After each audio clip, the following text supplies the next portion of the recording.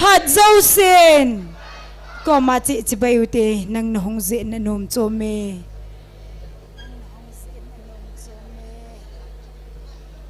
pathen va choila sa ki pan ki tau hite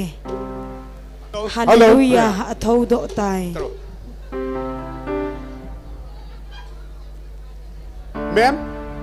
mem lâm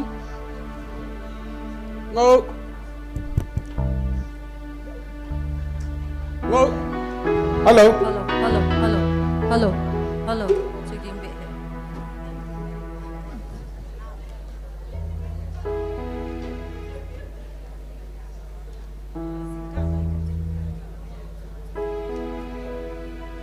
ấy ông tao mi mốt trên lầu này tôi này chỗ mi ăn phòng đại làm cái cho trong chắc minute ni thùng tao bằng mi gạo vào đây ông vẫn đi ông kiến lầu nè mang cho đẹp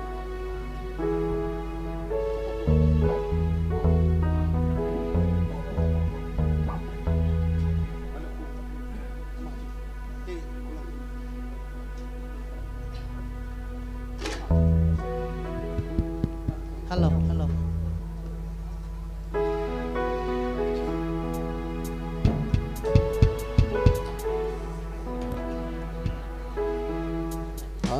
mi pi ho hi o nei chu sunun ki pa le thanom ta in I pathenu wa choi khom tau hite ading nom chen dingu hite hallelujah a thau do tai hello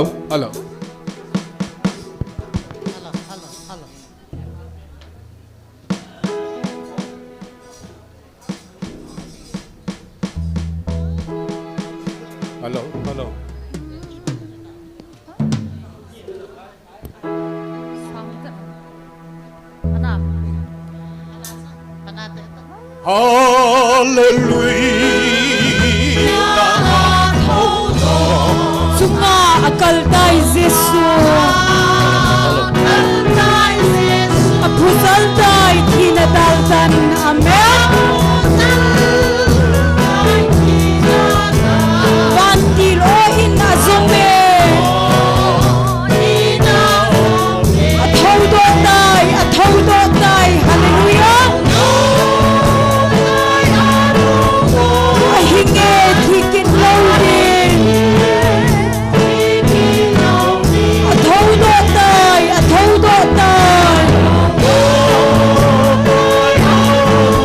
ahinge thikin loading hallelujah athau do tai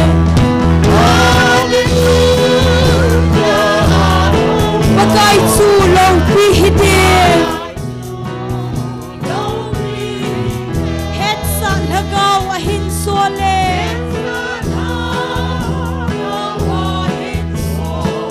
ihin na diu bol ahin athau do tai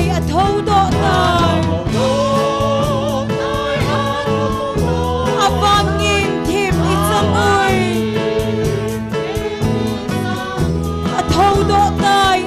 do tai amen avangin thim ichangoi hallelujah athau do tai thinan azou tapoi krista chu thokin na ahin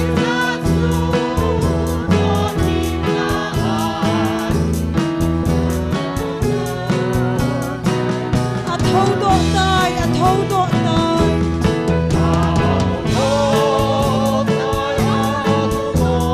hing sing pakai hu ting le athau do tai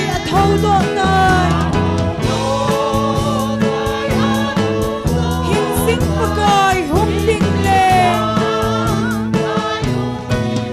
hallelujah athau do tai sunga akal tai Jesu apusal tai thina daltan vantil o in azome thâu độ tai a thâu độ tai a hình nghe thì kinh lâu đi a thâu độ tai a thâu độ tai a hình nghe thì kinh lâu đi Hallelujah a thâu độ tai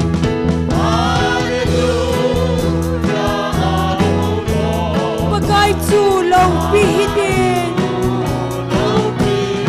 Het sa lagaw a hin sole Ihin na diw bol a hin A thâu độ tai Hallelujah A vangin thêm ít giấc môi A thâu độ tai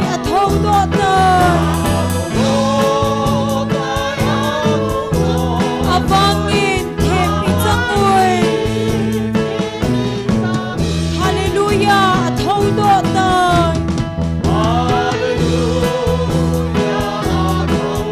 Thi nan a sâu sâu tâm môi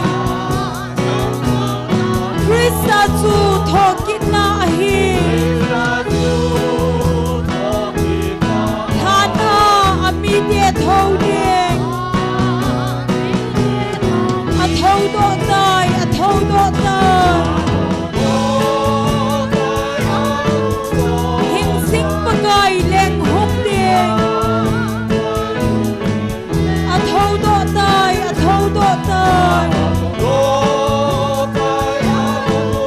Hình sinh pagai húc điên lên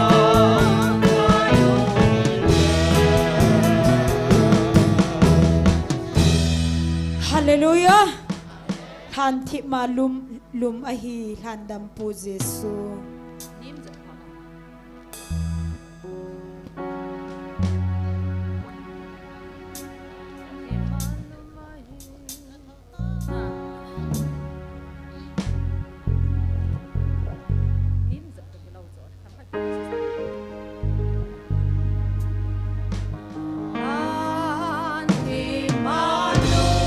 Than dam pu Giêsu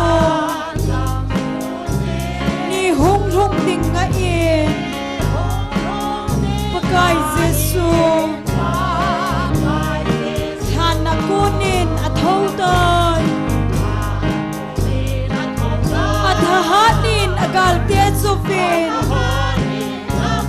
Thi na mu thim gam zovin A hung thâu tai Lel tâu na a tâu dingin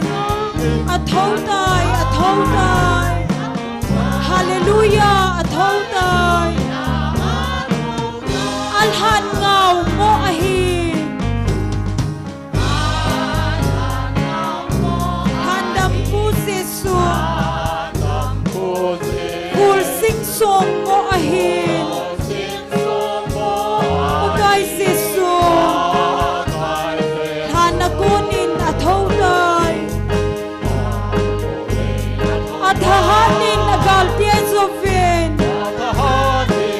Thi na mu thim gam zovin a hung thâu tai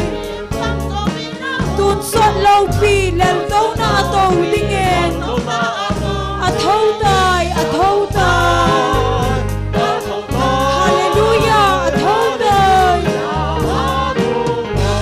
Thi nan a hen dâu môi Than dam pu Giêsu Than sing song pu salta Pakai Giêsu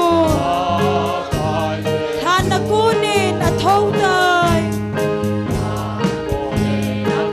A thahanin a gal te zovin Thi na mu thim gam zovin a hung thâu tai Tun sot lâu pi lel tâu na a tâu dingin A thâu tai Hallelujah a thâu tai Amen Alhan ngau mo a hi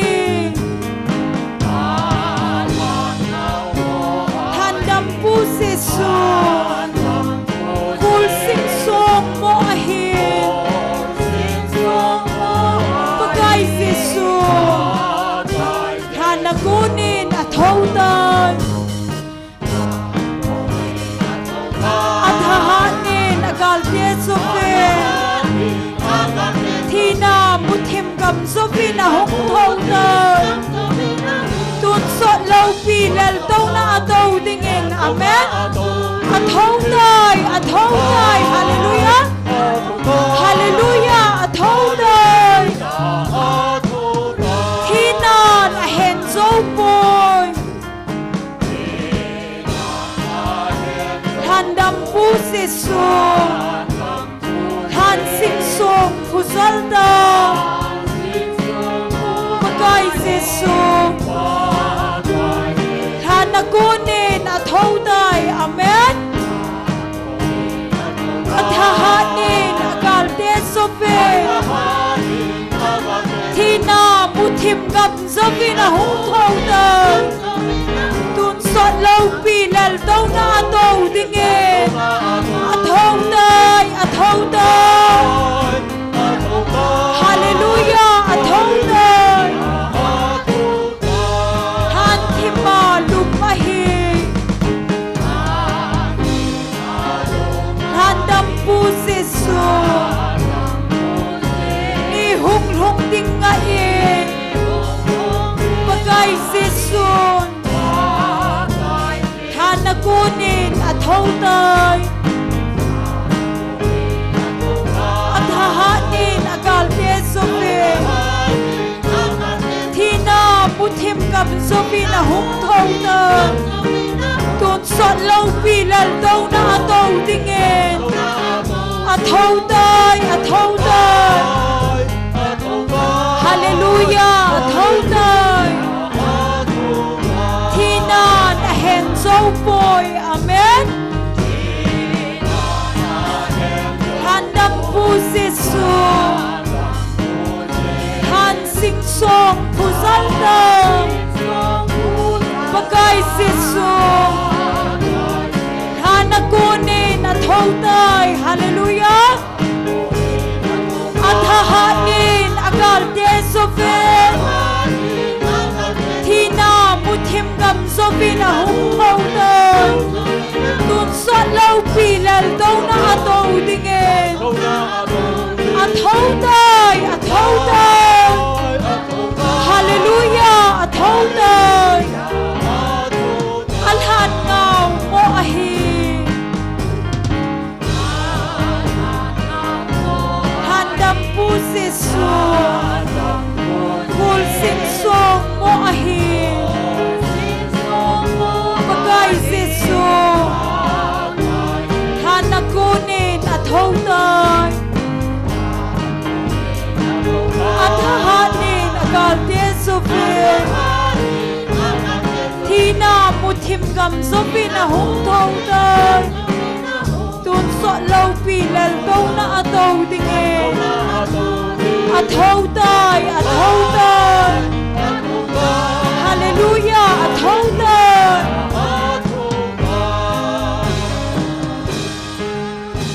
hallelujah Ga dik tir tina. Ako ra si sawang si jangum hi. Ken khat ni sa ta na ngai chi tri bo. Wa ka Jesu. Ana kunin a thâu tai a thahanin a gal te zovi thi na mu thim gam zovi a hung thâu tai tôn so lâu pi lal tâu na a tâu ding a thâu tai hallelujah a thâu tai idi điều cho hoi la chu tin hai ben international hai ki te bang jing ta me ko ra sa wa zinka dai tui hal ha te mi pi hoi bon sa vending khom tau hi te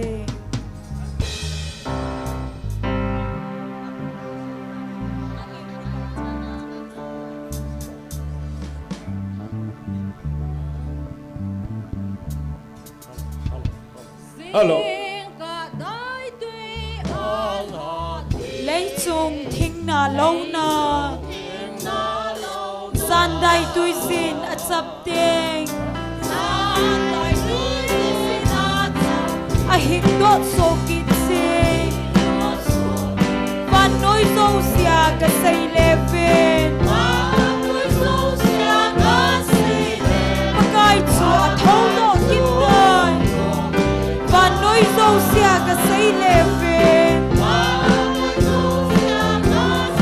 pakai chu a thau do kit dai amen esal sing ni no a so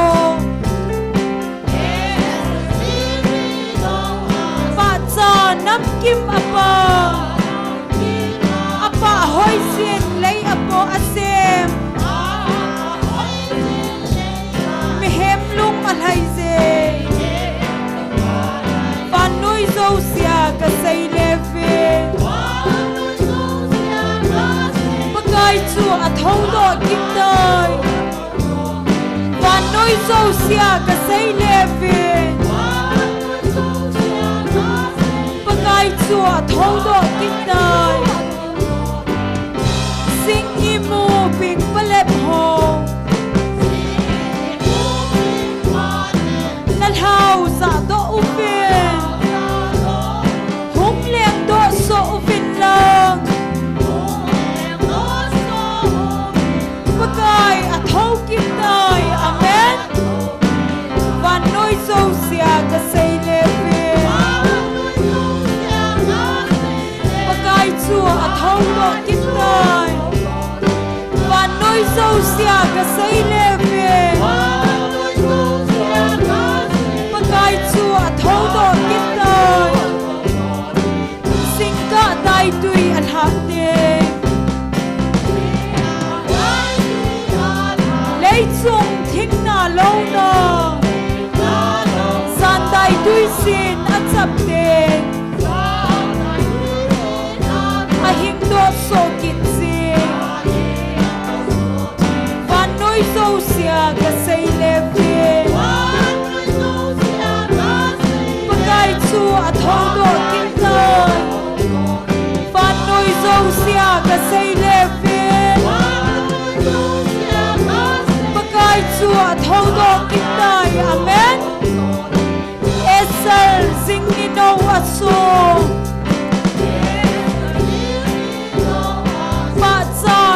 kim apa hoi sin lei asem mi hem lung a hai ze va noi zo sia ka sei le ven amen pakai chu a thau do kit dan va noi zo sia ka sei le ven chua thâu do kít đời sing imu ping palep ho nal hau za do uven hung leng do so uvin lang pakai a thâu kít đời hallelujah và noi so sia ka sei le ve pakai chu a thâu do kít đời và noi so sia ka sei le ve pakai chu a thâu do kít đời sing ka dai tui a ha te lei chung thing na lo na san dai tui sin a chap te do so kit si amen và noi dâu sia ka sei le ve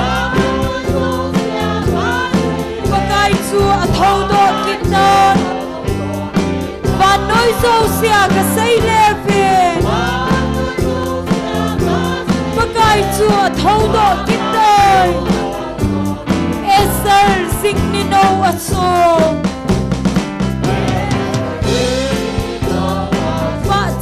nam kim apa hoi sin lei asem mi heb lung a hai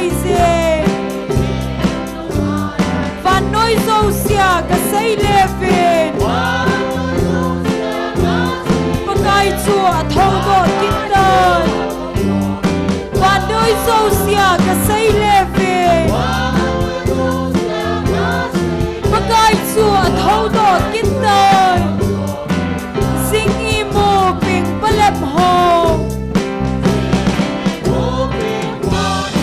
nal hau sa do fen hung lem do so fin long pakai a thau kin dai hallelujah van noi so sia ka sei leve pakai chu a thau do kin dai van noi so sia ka sei leve pakai chu a thau do kin dai eser sing ni no aso pa cha nam kim apa apa hoi sin lei asem amen mi hem lung ma hai ye van noi so sia ka sei levin hallelujah pakai chu a thau do kin dai van noi so sia ka sei levin pakai chu a thau do kin dai sing i mo ping palem ho nal hau sa do ven amen hung leng do so ven long pakai a thau kin dai hallelujah van noi so sia ka sei levin pakai chu a thau do kin dai van noi so sia ka sei levin amen pakai chu a thau do kin dai sing ka dai tui a ha te lei chung thing na lo na zan dai tui sin a chap te a hing do so kit se van noi so sia ka sei levin pakai chu a thau do kin dai van noi so sia ka sei levin pakai chu a thau do kin dai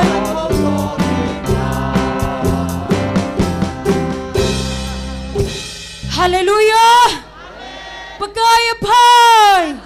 phat so sen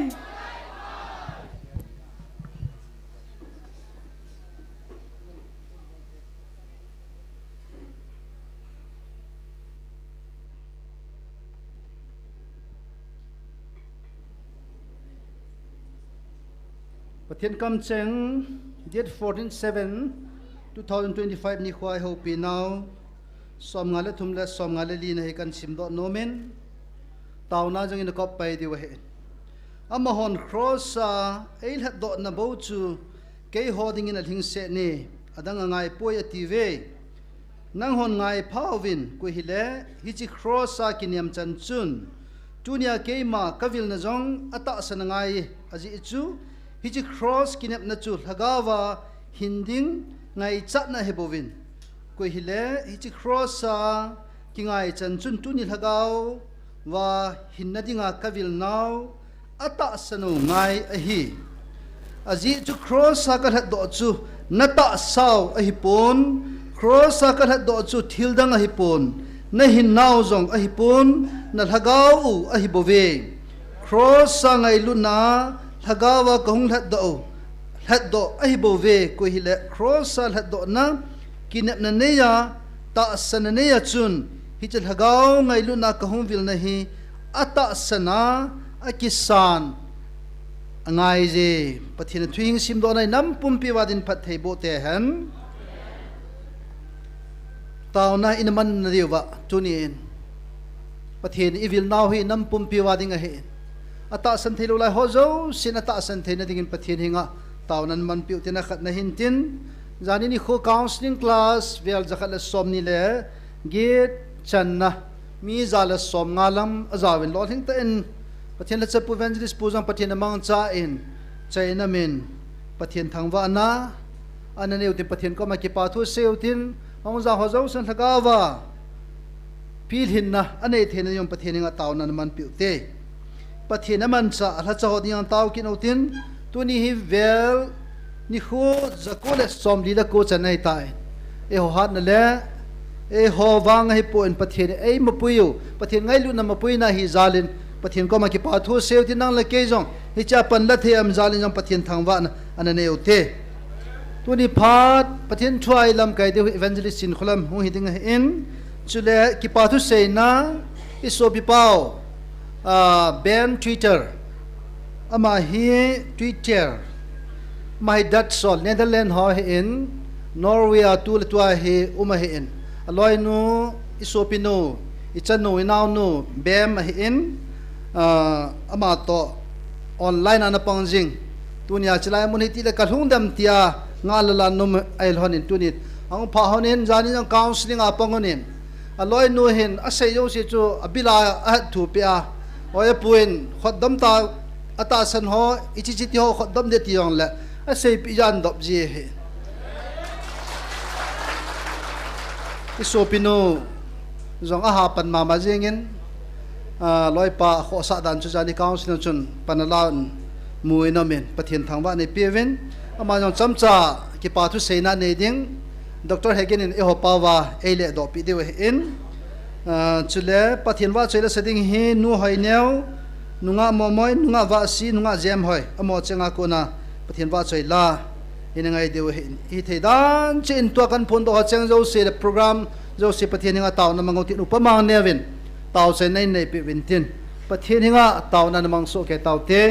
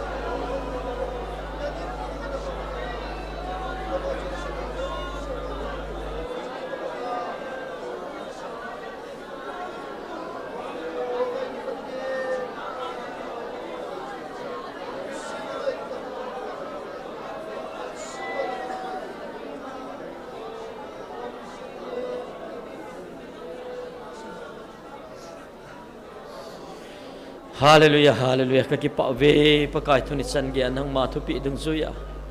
Selai mo na keng bola kun khom dinga. Tao na mei ti kong dinga pakai. Ki ho mi him zat sim thanu man hilawa nang ma lo pi ki phon no na dinga. Ni kho za ko le som li le ko san ge nei pui gal kai jip na min thing lo pi ka thang wa ve. Tunin pakai selai mo na man cha na la cha te ni in.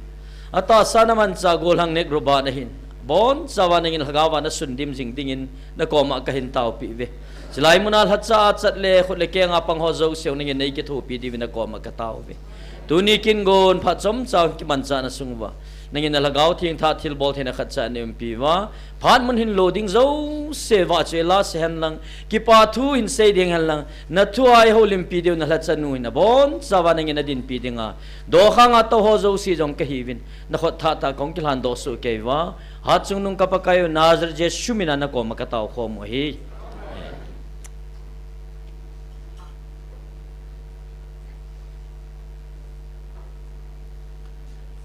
Pathin wat sa ila sa dingin nu hoy neo amahong masapenin tin abana nunga momoy abana nunga vasi amo cheng pathin wat sa ila sa dingin phat kan pi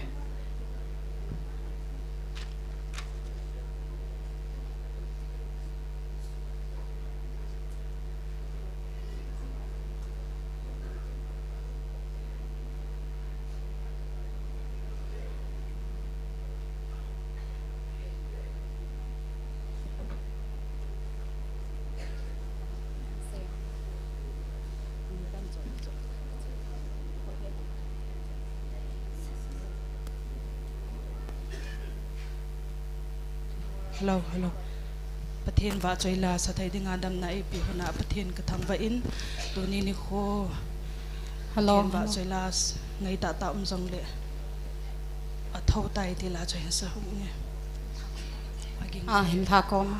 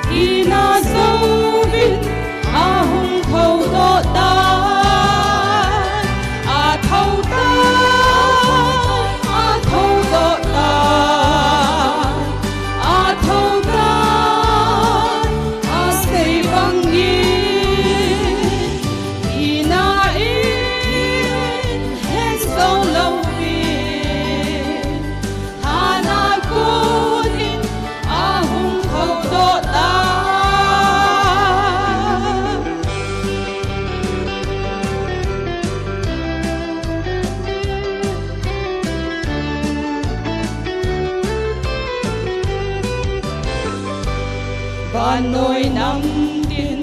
ki pa che he a chi chu chon sit kal a zota ton so dal to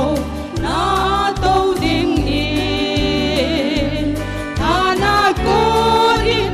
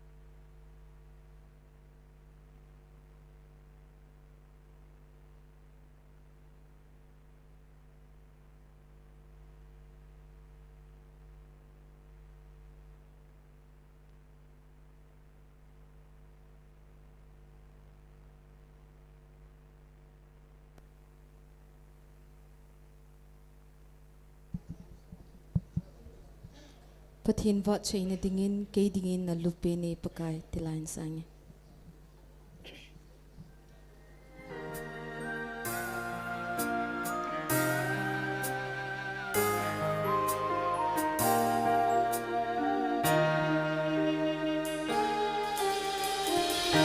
Nathil bol ho kang ngày tu di cùng le na kita na nay mu sa kay ima hilaw pa chong lâu in pan na bay hi dòng le nan na to nay mu sa ding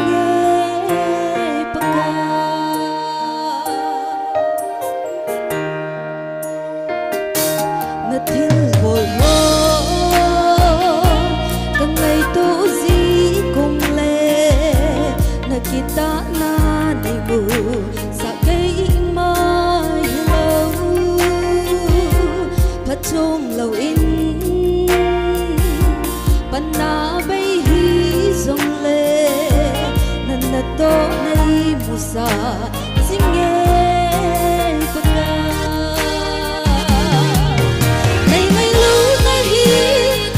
sung la ai hi nami ko tu na ngai lut na ho kalung sung alo di me ipi ka hi bang lo ma ai pui sing sing te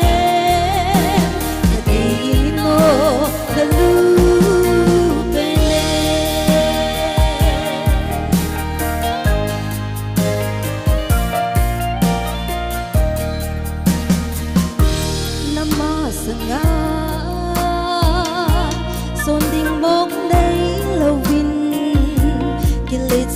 hoi thole kita lâu sinh cái hi kiến duy ding ding cả đầm lai xuống hin đầy mang cha in tin ở hông kia này ngày lu này hi cả đầm sung la ai hi ko tu na ngai lut na ho kalung sung alo di me ipi ka hi bang lo ma nei pui sing sing te ati no lu be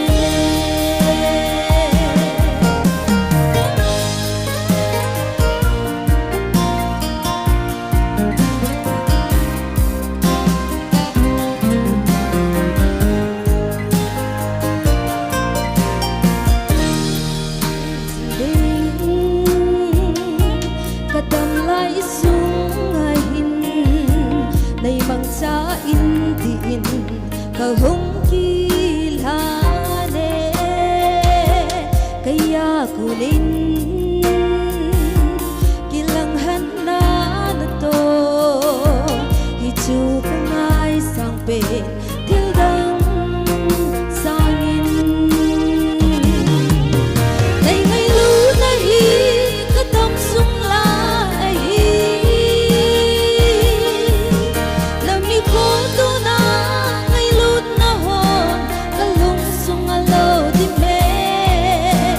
ipi ka hi bang lo ma nei pui sing sing te ati no na lu be ipi ka hi bang lo ma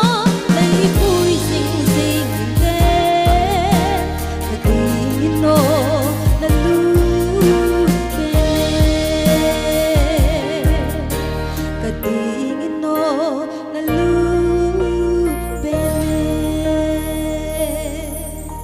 Patinin phat thai bu pi taman Pathin va choi line sa pi ho zo se ki pa pi wat san khun ha beng na beng ote nga mama he hong lo le kilomen phat aban cha lo tin tua he so pi pau ben to loi nu zong ai thela hindin pila ki pa mintin ama ho phat mong dingin phat ni pitave ki pa pi vel san in khot an beng ote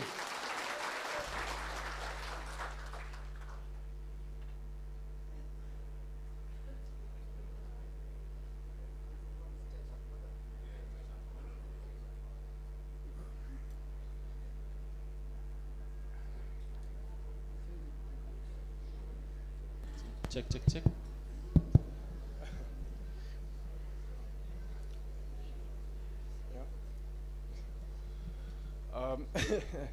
Thank you for having me, me and my wife here. Kay lai kaloi no hilai muna nei hin lim zio vin ka ke pa We are currently living in Norway, and yeah, we are very blessed being here with you guys and having the opportunity to be here. Tu pera hi kay ni kay la Norway cheng ka hi lonin chilai nang ho masanga ka din theu hi wang pha ka ki sai.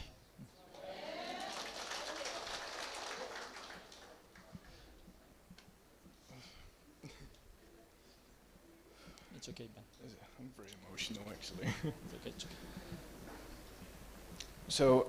I'm also gonna tell you how I, as a foreigner here today, not only today, since the day we came here, how I experienced being here. Kay gampami ka hi tolhonin chilai mun ka hunga kona chilai mun ka thil tole ka thil mu ho ka hin say no minahi. So also,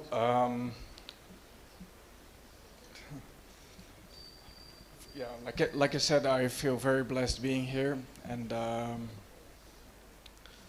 yeah, I also want to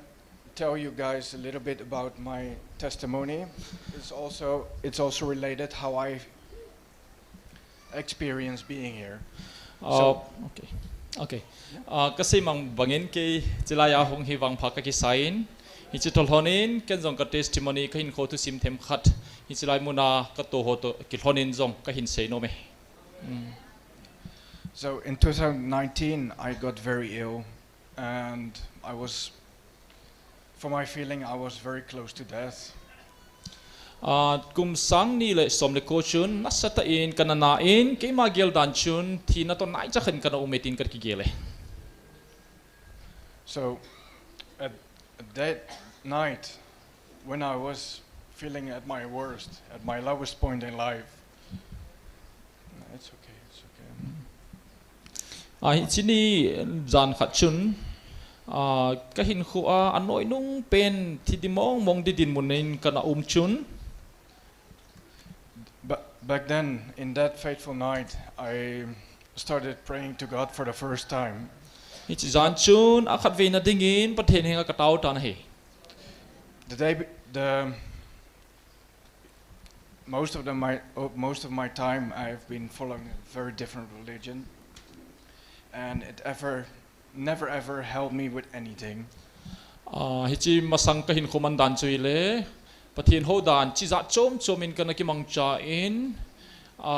hia chun pathin akon in ka ki gam hal he. So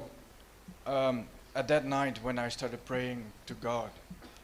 to Jesus Christ, that was the night I saw him literally through my eyes coming out of the wall with crowns first. Amen. And like he was reaching out for me to my legs to touch my sick body. Amen. And Hichi zan chun khat ve na Jesus Christa anga katau zan chu hi in chi zan chun kamita mu thei to in banga kunin va ta khat lim mel cho hongin alua chun alua chun crown hi pi tai lalu khu akhu in ka kenga hin tong khai na hi. Amen.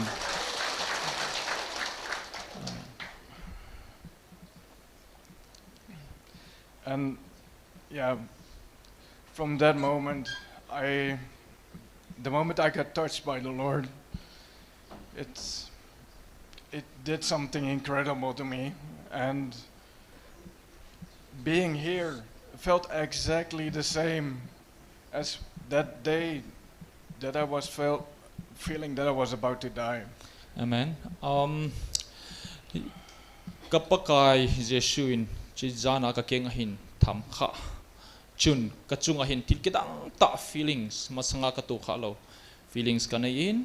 Is it the feeling Chetu to Hin Chilaya Kadina Hile? It's a feeling Chetu ka feeling ahi. Amen. Amen.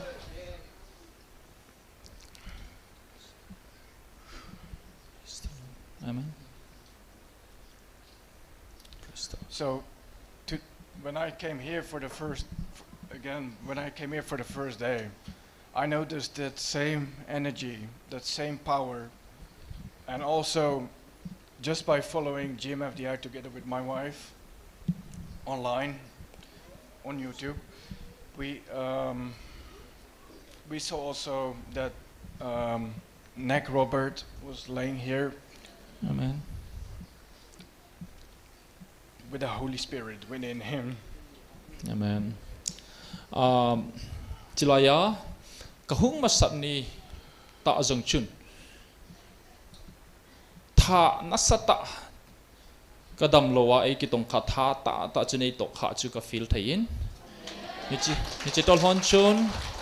kaloy nu to GMFDI til chi ho hi online in kana vezi honin YouTube azong kana ve home zil honin.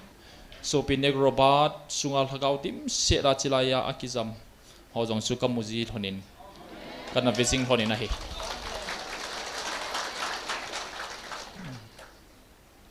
So while we are here, we feel very blessed being here together. It's been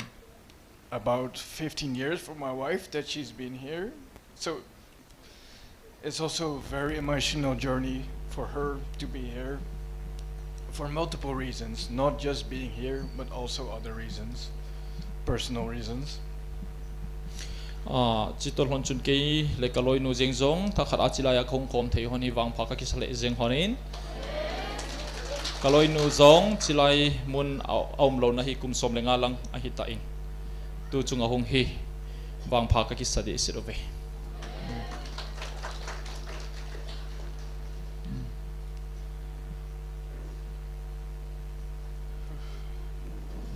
Amen.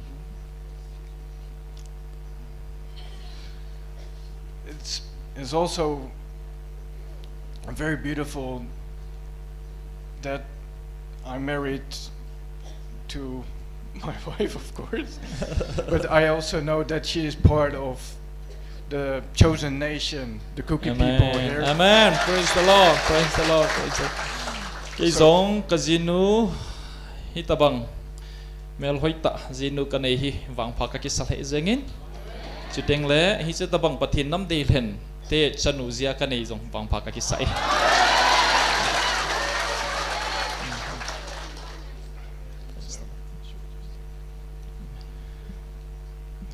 So thank you very much for receiving me all here today. Kakipae. Praise the Lord. Tuni kwa hichai muna nei lim muwa nei vai don zalo na chungwa kakipai ati. Oh yeah. And also I would like to thank GMFDI for giving me this beautiful Bible. Chuteng le GMFDI chunga zong ki pathu ka se hit tabang Bible hoi ta ai pe zi ubin in your language. Nang ho pawin. I'm also gonna learn cookie. Ken zong cookie pau ka zilding hi. So I can learn it from your holy language. Amen. Jason, nang ho pau thinga Bible ka simting ka ki go ding hai. Amen. And I also would like to thank Mr. Hagen here, Dr. Hagen, for translating and interpreting for me, and also for the book you gave me. Dr. Hagen din pawai le pe zen sunga ki pain chut pang le ale kha busut e give zen jong sunga ki patu ka se. Also, yesterday, me and my family, also sitting back there, we've been sitting downstairs at the counseling together, and it was also being an honor, being witness of everything that's happening here. Chuteng le zan hi zengin zong kai hin sungmi te zong hanung langa zong ato vin chuteng le ke le kan sungmi te zong zan hi dong chun counseling ka zaw vin anoi langa thil thung zo se hi kami ta a kamu a experience ka bol hi bang pa ka ki sale zeng hi.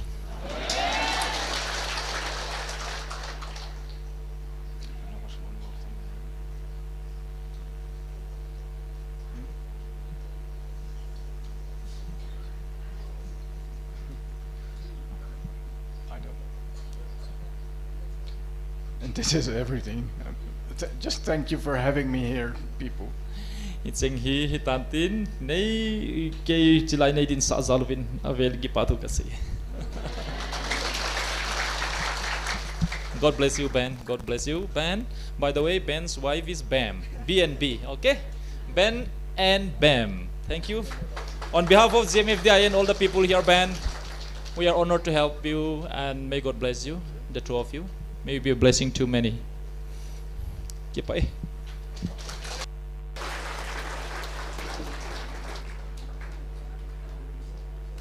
loi no bem hen ama ben he amen hon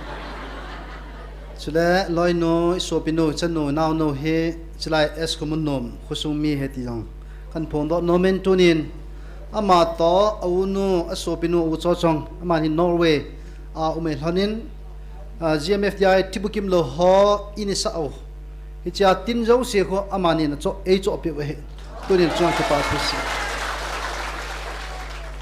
online ahung pangjinga yo zo si sanga thil su hoi he zo he ti ang chukan phongdo nomen zani ang ka sei ma bang chen loi pa he counseling a evangelist puna sei zo se cho loi pa bil ko la koi lu chet chet he loi pa zong tu ni in ama nga wang pha in ama na sei na mau chu pathin nam hlan mi te lagawa han cha te to a ki chen khai ham phamo mong he ai pon hep de tai tuai en pathin ma pui jingon ten tun ki pa thu ni in seutin tua iso pi pau pi bible he nu khuning tolen ama hen counseling si le bible khat to slip pad khat an choi zia anoi langa bible nei lo ki cho zo lo bible sim nom ho he ki pi ji he tu chunga choma ho ki pe he nu khuning chuang ki pa thu 7 khun an beng ote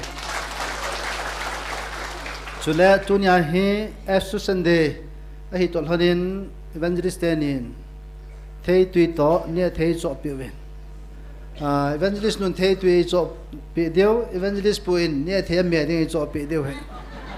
amani chuang ki pa thu khun ha beng beng ote tuin pathian wa choila sadingin chinjam hoi amar ko tin hichi sunga chun iki phalna kham kham pathian lengam na ana tong khom kin ukte anunga felta ta honin don pi vintin tum pathian wa chele sedinu phat kan pe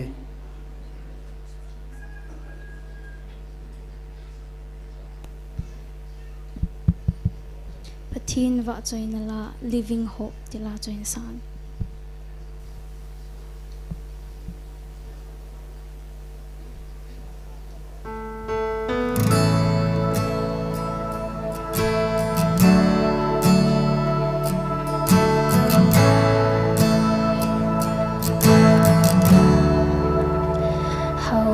the chasm that lay between us, how high the mountains I could not climb. In desperation, I turned to heaven, spoke your name into the night. Then through the darkness, your love and kindness tore through the shadows.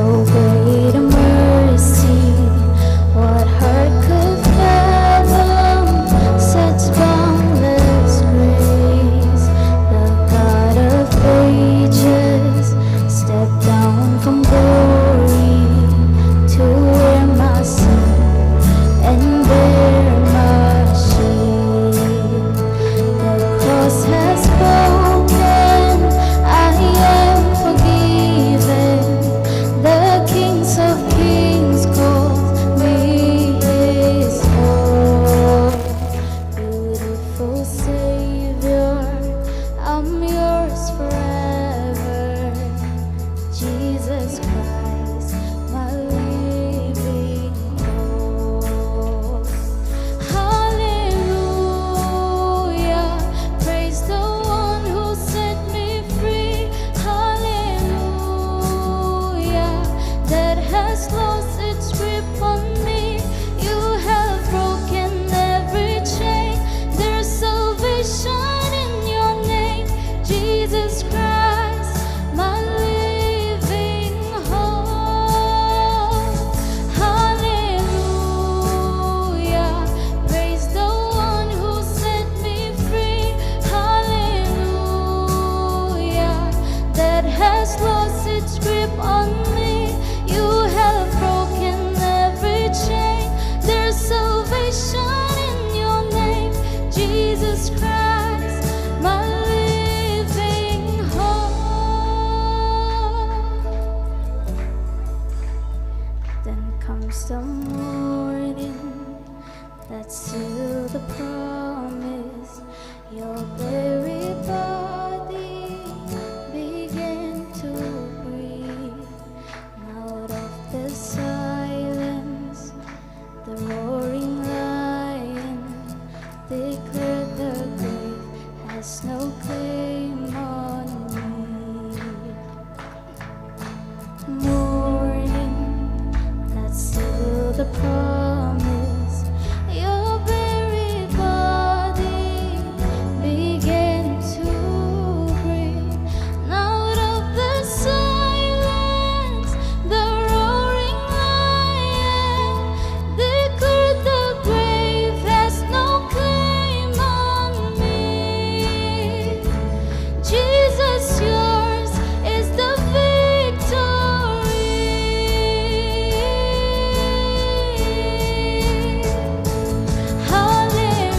Hallelujah, praise the one who set me free. Hallelujah, that has lost its grip on me. You have broken every chain. There's salvation in your name, Jesus Christ, my living hope. Hallelujah, praise the one who set me free. Hallelujah, that has lost its grip on me. You have broken every chain. There's salvation in your name, Jesus Christ, my living hope. Jesus Christ, my living hope. Jesus, you're my living hope. ประเทศโลกไปค่ะ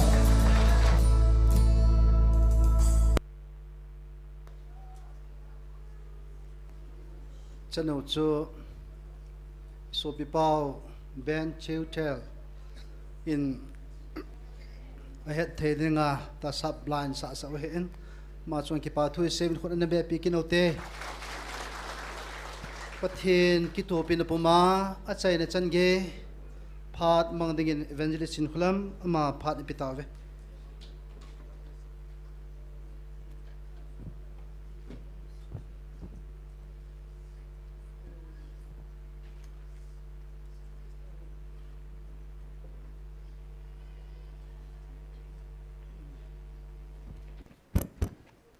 mi pi ho zo si sun pha kam nau gam labi asan kan lap lal de chano ke no changa ka hu la kaung thung na na ven bm te gam la zo hu ma thon ven ke ho ka hu no kha ven azawa bm jipan a ho lima chon all chakhane sinali do pa ban all tam ki ta ma all di sanen kabila tha levin ake ya ging be se ke na le boy kit ka ol hiao ke toy la ha pe na ka hung pen de hin tin ki pa me na no min atu ni cha kha thei tu ki cho hani ti le tam mo hi pathian ka thang wa a pi tu yo pa chop la ni mu na tho eta cái lệ evangelist bún nè thầy chỗ nên người ta hít thì tầm một rồi à rồi lệ nung là ngã tôi học mà học qua khoát cái đồ ăn rồi là cái món bột bẹt tôi riêng cả chứ anh mình cái pa mẹ tiêu tế bắt thiên nín đam nay bị vào tu sun hi loi ti hon phat na man diu ten ka tip zo si sa nom hi vin ke hi ka o he ka ki siam leng do ji nei la pen di ka ngap chapon hi zong le ma zo si nan se do tin lu hang ke vin atam zong ki pa ke kin vin khulanga jong cha khu khwa ki min pha ho chu tu nai ko na chang kit dan wai tan a kho poin hi ta iki su di cha chana iki ho tu cha chanu le na mudam de hi zo thu hi zong le zo thu se ho chu pathena su di ding ata na hiang la ta ho chu pathenin na to thein di nga chu lung thing sa sana iki he tu hi thil pha hi tu jing tu zan hi a zo zong nu te khat hongin lung siat am lein a cha te a ji te la ya hung de dawin a khutiao ong ki taw sau le adam lo pha nu chun a ke nin ka dam sa de dan danin pathin chunga lu hangoven ke ni chunga lu hangoven dam na ki ti hi pathin nang na pi de bo e pi the lo he ka her khil lo la malaya chu zu do na wa le le koi man hole ti lo ta apin tha hoi ta taw na mu nang pha na cho ado ki nu ta cho he chi chu kham nu jang khati wan wi sa jiu cho na koi ma chan don lo pathin in chilai manan poilu na pin tha adam pha na cho a ho sai le alam kai ho le a ki pa pi do a pin tha na mun jong chu di nam ta hung che pi ungai chu a chi la ma cho a do ki no vin he chi chu hi ta ve hi jong le ata san ho khat le ni za la pathin in e pi wa phat he e bu ding ji vin pathin ni thang wa vin tu jing ka chun i mai ho jong cha fresh thai le jengin mi yong cho a hoi thiên gian nya cho ka la vom thim ngan chang yo jong hi acting thip theu cho na zan ni na cho ka na cho sang khol jong a vom ta bang ngan ki au a ji chu je su thi ni ai ja cho thi op da na ki ya lo tu yin ka ya tho ro ai pha na ka ngan chang ang ki van ki ai cho ji ho ilung gial I bol ho cho na je su pha la ya cha thi nin jong a vama po ve na tho ni jong a kang a de po ve a von lo jong a khial hi ve hi cho I ho hin ki bol thu ho hi chi pi ho cho thi op ding ai ja cho nu te kon khat chun pun dum na sanan ki ve ve a che je su cho ke a ding a thi mong mong tu ni thi op de ka ti khat lung ge le cho pa dong che ke me se vom ngan an kiao tu ka ka vela pum bang in na bang tha jeng van til ta banga ki yel gam ki nu ta cha gal ka zovin ka tho ro tai ti ran khat na he chu jong la lungia le tan pathin na va thu pi pin chu lungi la hi na chu la tu jing ka hin zu la wa jing jong tu jing ka ti po te je su tho do na jing ka hin na gal a zo na jing ka hin jingi mu ping pale mo yong ti la sim pa thip dan kho aga mu ping pale mi ma tho mong mong na chu jong la sim pan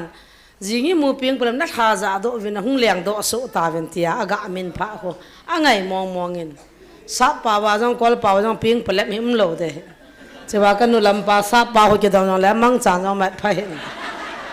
ping pale hin dong mong mong di wa he na I ho pau agil dan na I pau agil dan I pau tam dan hi kidang mong mong hin cha la sim hoi a thu pin agilin ki pam mong mong in he chinan sa o chun la phal sap nu jong thim ka sadi sa nen ping palep lai chu chom khat a oya zo an sia chu thim mong mong ke jona sa tho gur kai sa jing I mu ping pa le wa te a je ba je kyao yin sunga cha ka changa ka chu tin noi mi hing te ki pa thei dan chu na la phal sa mo o ki khia lo cho pieng palap lai chu chom khanan oi dan nei la ki pa so ke thing na lo na hon jong ai chu van nui a zo ni agal zo ni tho do lo hitale na le nu yam ho ki mu pi chu hung do lo ma jong hum dan tale ho yai thei ta dam adem ho azui ho chun dan te ding a helung gel ni we wanga ma hung tho amen gal zo nei pi pa pathin thang va num han la zani Bible changa ki phang do a Bible am lo ki sei lo wa Bible chang chu bangil ki phanga ko man khat ka le pasal khat cha lu hangin chin kholam na zo zo se hi na thi ke chu na zo ye tiang la kho pon Bible ki simai pi ra zo he ti ai da Jesu hung thau do lo ding nga ho la apang he de ma tu ni jong pang te te de zo la ko manan bol ki de I Bible simu a zo he ti Zanyong chu nupi ni kinil hanin a kinil no han message win thon win khanu in Jesu no ti cha he ti so apa ke hello zol ga ya cha chu no han Jesu he na ti we no ti cha e bo ve ti khanu in tu na chi Jesu mena na ki to hin na muam tela hi chu hi ki chu ka ti at kinil han he cho anna to thil bol chu amwa ta sanai wanga Jesu I pathi ne ti theilo dim se na lai van no ya I hon wang a hi heaven a thi heaven a tho heaven ta sanwin a o zong I jata ve hallelujah pathin ke hetia pa pha na na ki phunga pa pha na hon heta wa ki pam chula cha pa pha na jong mu wa het taw chula ki pam chula thagao thing pha na ho chun thagao wa o bi chi za lo le ti chu pathin me ki ti da ham na tu na ozong izakit tavin thagao pha hetan iwang phamong mong we ti chu I sei chimpu vin ala tu jing ka hni ki pa thei thevin tu jan chun in chun pastor thang ne ho koi ko min dim san na gi vin na gi na lo mo kai na gi ho tong ka ki mutu man hi lai kaung thun ma sangina ni mu vin ka tho ma sangina tho vin ping palat bang jing da ne mo jang jing ka chun taw na mun langa chun ka be pa o ta bang jong ka zakit ne hung ham chu ka he ama khol hagau nap tu ya taw ji hagau mi thi sang hagau nap tu tam zo anom len tun kan ka cha te devotion ne na wa jong chun Bible sim ping palam ho bang ji mi chol bai ho jong cho ke ho ke le jan pung ni nin kang thong vin ka to be ke no le pung li langin ka ki chol vin kai mul hau le pung nga tharo ta ai ti chu hin kho chan hi in ka ki pa mong mongin kin jong pathian ka thang ve na tha ta in van noi mi te million milal te se chang de hilo I ma hilo te jong I chang ta ven aza wa hung ding te ni je bi si jam nga te ai ven ta ke ho jam kho kai ven pathian ma sanga wa ki bang su ke ya men a jam nga jong he the na jam kho jong he the na he ji chun tu ni I wang pha mong mong ven ai le pathin thu Bible chang ni chang le ki holim na di wahin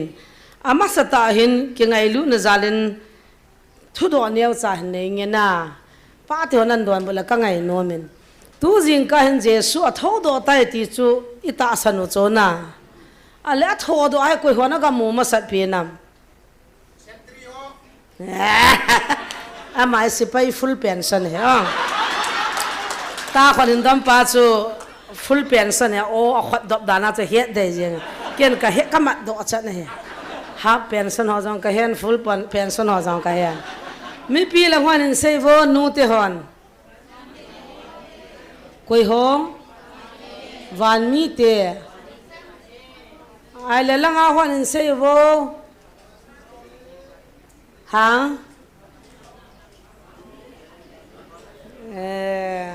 su sa be se ta lo na I pi ding a le no ya ki vui ha me het lo ta bang bang we hen ki pa men ta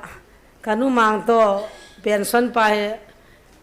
gal ki patila pa na je wa ma sa pen hi wa le thil jo se het jam ma he counseling a jong ver som thum be jaw di wai ta je su tu jing ka hin thil thupi ta khan me je so thodan akim khanin Mary Magdalene ni tiwam ama he tivin kim khanin seizui ho tivin kim khanin koi koi te in ko he tiwa mi kin ni lo hicho agamu masapin ko ham ti chuna tu jing ka hin je su thodo hema sapin chu koi ho ham tiong chelai tun ka iki hil diu he go friday man jing wa koi ho na gamu ham ti jong he azium ki cho thodo jong he na thil zo se je bi hela pathena bol lo hi je chun tu kan point thum ham khanai ke holi mule pha no hi chai di wai tan he chun chiwan an veotin iki hotir kho na di vin Bible sang an ve kho mote thang ne hung ki no Matthew bung som ni lagi chang som la khana pa na som la nga chan hi in sim pi hano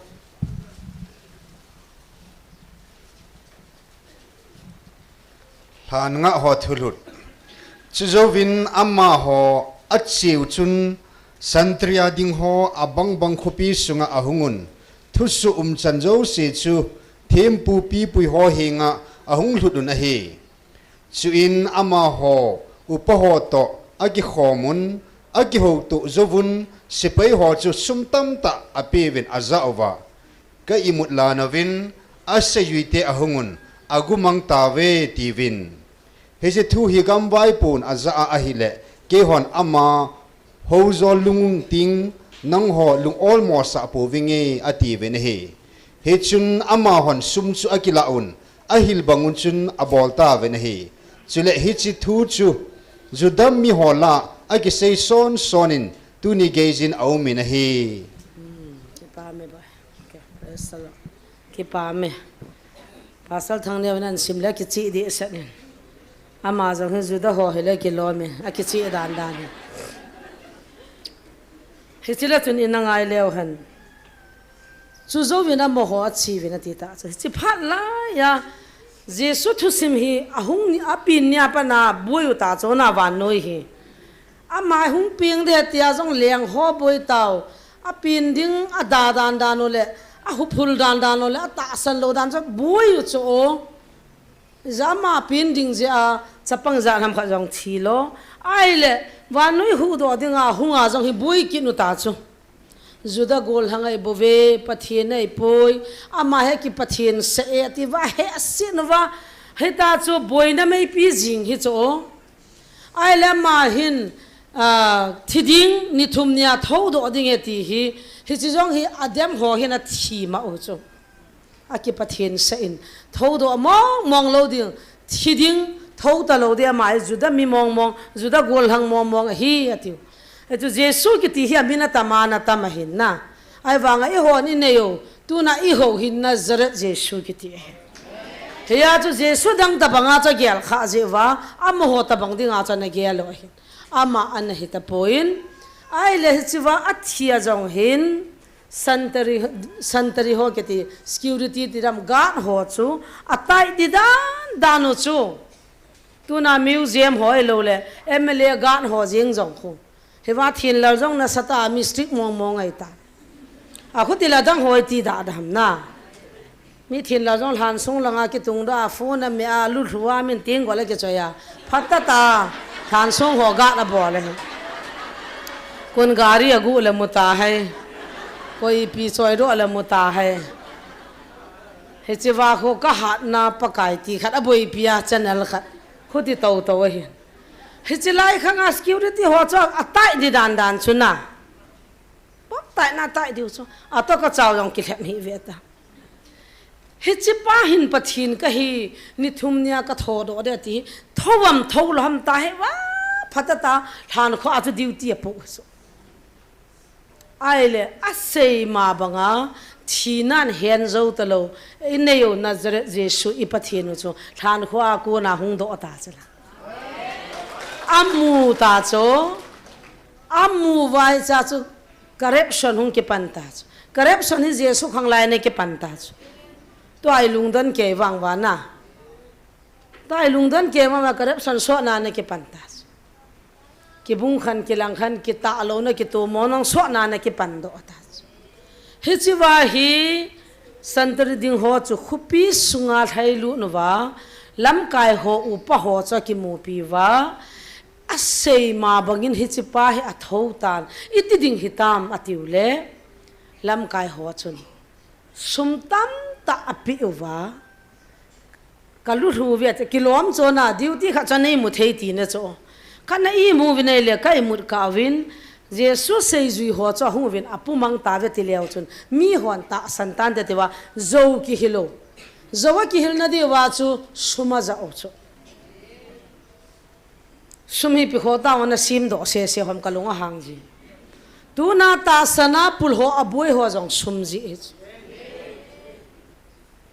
ลักขัดลักนี้บัดเลยจีนโยสามินิมูดิดานคนเกี่ยวมินเทนตุงกากำเมเสียบขัดสิมเลี้ยวจนนั่นหนุ่ยเดียวเห็นมินก็เสียบขัดซุมอับนาตูนาหงสุโลนดีว่าอินเตาไปอินตินูตากเสียบเกยมินเสียบเห็นอะไรนั่นเถอะอาจจะจุนโกลันบอลินเฮโอในเตาไปอินก็เกี่ยวกับลายตาซุมสังสมกับแบบจุตูนี่เล่นหงสุดีว่าเห็นก็เกี่ยวกับนิวหิงตันปะทีนั้นลุงทิมว่าทั่วเสียหงสุโลนดิ่งกินนี่เตาไปนั่นที่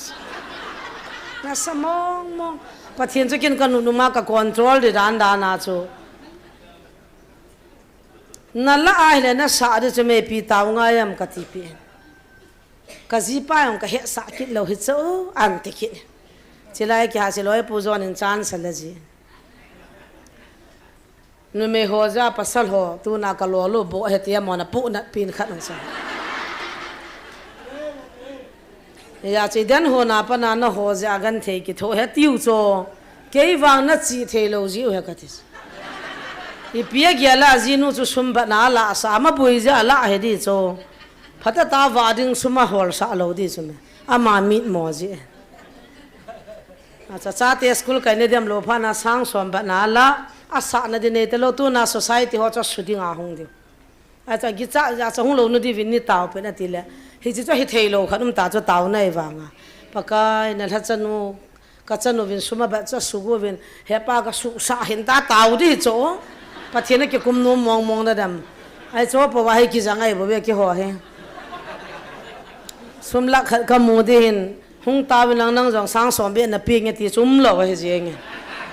บัดสุดิ้งเพราะว่าให้กิจสอนเล่เฮจิลายหินกับปูนัดขนมโจกินนุ่มหัวน่ะอีกขัดหน้าเหกันนุ่มหัวอีกบอลหน้าเลยพี่ฮัมนุ่มหัวกันเทกุยมันเฮปีโลโจกันเสยโจลข้าเฮจิลายหินกระเรบสนันบอลเวนอันนั้นกิปันตันซุมทำขัดเบะโจอะไรซุมตำตาดินทำขัดอภิวะโจอาศัยสาวะโจทัวโจกิโฮโตวะสันตริฮันอภิโดตายตีป้าเฮมันขุปีสุงาโจอากาศัยวะฮิจิโจอหิเทจันนะเสยชนดิที่ฮมอลุงเกียริตาอบุยพิวตาโจอาศัยบังอาโจซุมจะกิละวะเจสุฮิอัทโฮโดอปุยไอมุดกัยนักกุโดอตาเวตีโจอหิลุสันตริฮันตายดิดานจูไอ้วังอากาศนงเวทเลี้ยวหันตัวนี้วันนุ้ยบุยในจงชิมาช่วยโจทัวกิโฮตัวพักขัดจุดเดลิเตดิ่งอดีขัดจุดเซลิเตดิ่งที่ไอ้วังพักอดีจุดมีหิงนัดตินโจโลเดมีหิงที่นักติงโจโลดิ่งมีหิงนักขาโจโลดิ่งเฮจังเจสุนักติบนับังยินอามาจงอติงโจตะโพวินอาข้าโจตะโพวินทีนั่นจงเฮนโจตะโพยทีนั่นจงอาข้าโจตะโพนไอเล็ดจิคุปีสุงอาจุงทุเสียจีหัวจงฮีดามดันชูอาวังสิดานุจูฮิจิเฮตุสาปังหัวจมีวังสิปีนินกันเยลตูนินูเตตามปีจงน่ะสมเลไปแบบจินตูนิหินอิเลงกัมตาวินตูนาตาสนาบุยหัวจงจันนี่อิบะจีว่าลุงเนียวว่าลุงทิมกิหาสัวปากายโอให้มิลว่ามิรู้สินเกอิบะดิหัมตาอากิเกียลโอหินกิเกียลตาเบะอีกันเทลายจงละคนมินเอบอกฮิมูดิงอากิเกียลกิง่ายสิกิดาโดangamจีเหล่านะอีพิหามิรู้สิจุดเอเฮดิงอากิเกียลเฮจิติงจุเลกิมขัดจนสมมูดิงเกียลนะมินทันดิงเกียลนะอาจะนี่บอลเลยปากายมินจุกิปันนังซีกิบอลเลยเฮเทดิหัมตาอับบอลติงเลยปากายลุงฮันนะกิบอลโดจิเลยเฮจะชิอลกว่าจุกิลุดขจีให้ตาเฮจะตูน่าจิกระเร็บสันหุงจีเปียป้าเฮตาสันซาเตล่าจงอุมาเจนเฮใจหอยโดเตนี่ได้ตาวด้วยอีบอลไว้กิเวียนด้วยเฮอาจิจูตูนินเวลเห็นเฮจิว่าสันตริโฮขุปีงาโฮอาหุงกิปันนาวอาโจจุสุมกุกิปีตัวว่าจุกิปันเนตาสมมูพาว่าจะโจเสียข้อสัตว์แล้วสมมูนัดงาจะเสียเล็บจังข้อสัตว์แล้วสมมูนัดงาจะสิมป้าปะเทียนจะอัฐโดอมูวางอัฐโป่วยติวตาตูนี่หันสมบัติในจงเลี้ยงถ้าได้โป่วยจามโป่วยคุยบัจจำกิมุมัมบัดในโลกุยมัม kyong an chang keji thum keji li ka bat na lai ka khowa nu hat khote na ka nu ni gala sa tu chana ka dit nai lo an chang hon diam lo phal he nu jing na nan pe ki ta winge ki ta ka ki la a chi gala pin cha jing le ki pi zo ta lo na a cha a be ki phal ka ki la ki ta chu ki bol ji ai chu hon diam lo ja chu ka ki la he chu i zo jong lo ki gu he chu ga kilo antin ki pinan te ti le a kilo do zo lo phala sel kha chu ki bakit ji tun jong le ma khong ka china cha pa ko ma nan chang sel thum ka ba ni ka lunga mum ji nga ka thi le ni sa de he ti a je chu ata sel kha jong cha ha ha chu he chu mi zo sen e chu mu de nga ke ki ya la ki gan the ya i za cha ana kim he chi chun ki leng that le ki leng pai jal di ta kan ne zong le kan ne lo zong le jesu n chung leng wa chon gi na bu nei in ka pathi ne ban gi na bu hi le si na nei lo wa ke chang pol bo a ka che na hap ta khala ni ve kha ve en ki ngol zong le a ho poi jesu ka nei na i ti mana chu ki chi hoi na na jesu min pa na zong business bol thei chu me jesu min pa na ngo bol thei chu me tun jong ti bu kim lo ho min ngo ki bola sum kam mu di chu ka het chu me ai vanga amaho chu ken ka va di bo za mon ei va di hilo he ya chu tu na gan thi yong la chi le bu se se yong la ka va ta no nin ki thu pi le va zo he ati la chu chi le bu ka me ta be o he ai chu chu ho chi ki gyal ha lo le pathin na to lo dai ta he ha chu ji su phat la ya sum gu ki sung le sum ne gu ho ko na he na sata he he chi adi lo jong hi thang hin adi jong thang hin tu na adi pai ki la kha je win pathin ni thang wa hi cha chun a chi ta ben khupi sunga sei bang an bol ta bin kai mur ka en sei zui hon apumang tai apumang lo piu chula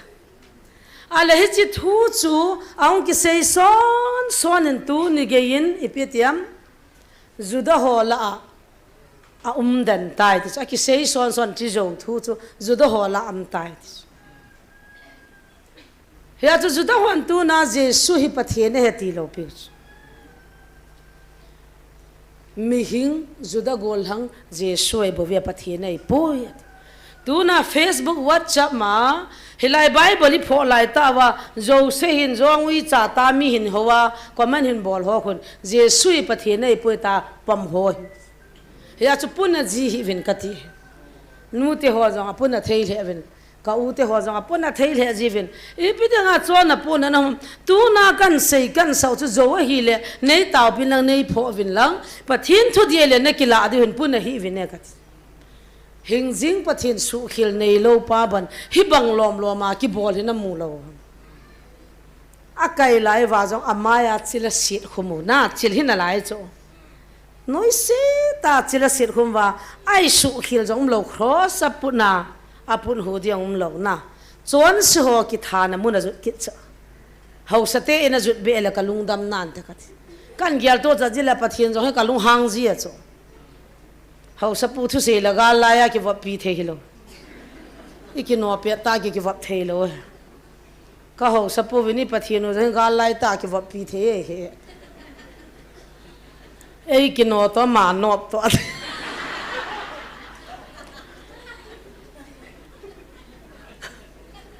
evangelist pabem ho front line langa taw na mga chi go duty post lang ho chu ka vila nam se pe ho chu ka ki musa nam ngai lu mo mo ka taw na mang ka ti kha chu ka bol go nu le thu phu num de cho chi ba pung so ma thu phu num de front line langa ji pi na bol go nam na chi na di upai waung de he na chi na di upai waung de nga khulanga chi pi na ka bol am lai hung ve ne ati akinui wanga zo gel dan khane cho min na chi na di upai na ho pi wing ye hung in tia a ko na mu nang lo wai langa ga chiu chui gel le taw nai wanga cho na hum ta cho la na ki he thei ta ai chi ta bang khana cho ai pi ha taw na hi zong le he chu ji hi na ala tu ni hi ni hon ka gyal do kha che pi ham ti le zuda hola chi zo thu hung ki sei chu tu na ila wa be lo hin nang chunga jong ke chunga jong zo thu ki sei serial neo cha cha ho ve leo chun in sung nom lo ti ho jong kho pi ham a kilo zo thu ki bol na ki to lo dim se mo nu ki chim hon jong a te pi bol na khu zo thwa na la bol do te pi ho na mo bol na khon na la bol do so na serial chom cha ho ve le hon hi so ta bang chu chilai pha na jong hi chi serial neu cha na tho thim mo na nei lo pa cha ma ya chila si no wa cross up pu na a chila ya chu a ki oi da no chu na hitin ki bol le chan se hin tu na ma ya chil si no tu ki sei pi le khunung le hita ka da bol chu na he na ma di lo za ti go no hi cho tu na pang ho jong chi chu hi chu me a hi lo ding a koi ji wa cho pathin ai pu ti ji wa che ta cho bol hi cho ai wa nga mi chon se ho ki tha na mun chana ka ki tha na ai la ka ki khaya thia ka tho de ti banga tho ki ta ai chi wang za ta san nai lo pi ai la hung tho do a hi kin ka pu na chu santri ho he ami ta wa amu be u chun wo hung tho do tai pathin soi tai ti nang khusung lang lang chu don da taw han lang a pe ta chun ta san nang ki pau le pathin ngai da ma chan deu chu soma mu phal wa chu thu ta sei thei ta la gi chau ta cho soma ki la pha na wa cho a tho mong ge kin ka mui ke duty pa ga na duty pa be chun se hen ka ti chu ipia vanam le sit dan alu le thim pu pi pu ho u pa ho chu jesu sa nga cha ngai sang zo chu tu na atam zo lai mana na to wa hung tal ho jong ho bung ho ki sa no azia cha ki sa no kamin ki la ro ganin te ka khwa ki dal ro gan te ta gi cha wa hung ngam lo tam pi gala kaung pang na e lung kham hi win athi anang na panja je ke ka lung kham lo na dam lo ke mle tiet go election bol go abut ni pin ti na jong hello a ke di nga hung jong na hi lo paka yin nam pi ko na hung nai box na nam pi na ngai lu na pathin na ngai lu le na hung di ti na thil phalo ngai to le bol ding an hung la wang che wa he ki vietnam lo e ki sudi chat ne kaw leng pan gol hang chapang khang dong khat hung ding dil hi a pat na a my vision nei ta bang gaw nei ta bang hung ki sei ding nang ni jong nang patip ding a hung in tun mi zo raman phatan ang hun pha le in khana hung ding a thun na pa jong a patip ding a zo lo ding chung langa gam kit ding a zo la hung su kit ding ta san pha be pa pui mang ding hi cha my vision gaw nei bang hung ki sei ding he chi chu nang niong nan patip ding nat na to na munuwa pathin lagaw thu phunum chanyan tho ding he chi ting chule na ki chi thei dio hi anati bon wa im pet wa na sei ta cha tam pi ka to pe wa yung sei pi ta gui lung chat ameli ta bang hidam tila tol he gin ta bang he de a hoi de sang ding ati chuna a design jong sei chuna na mu chuna bon wa smart that ding sang ding a o jong nem che ding ngo ding a ma he chi lung gyal ne ya chu in laman chu na hunga hin na ki chi thei dio hi ji chu ne lai muna ta sanami tampian su chawai ding hin ai wangin na hem zo hon pon te hallelujah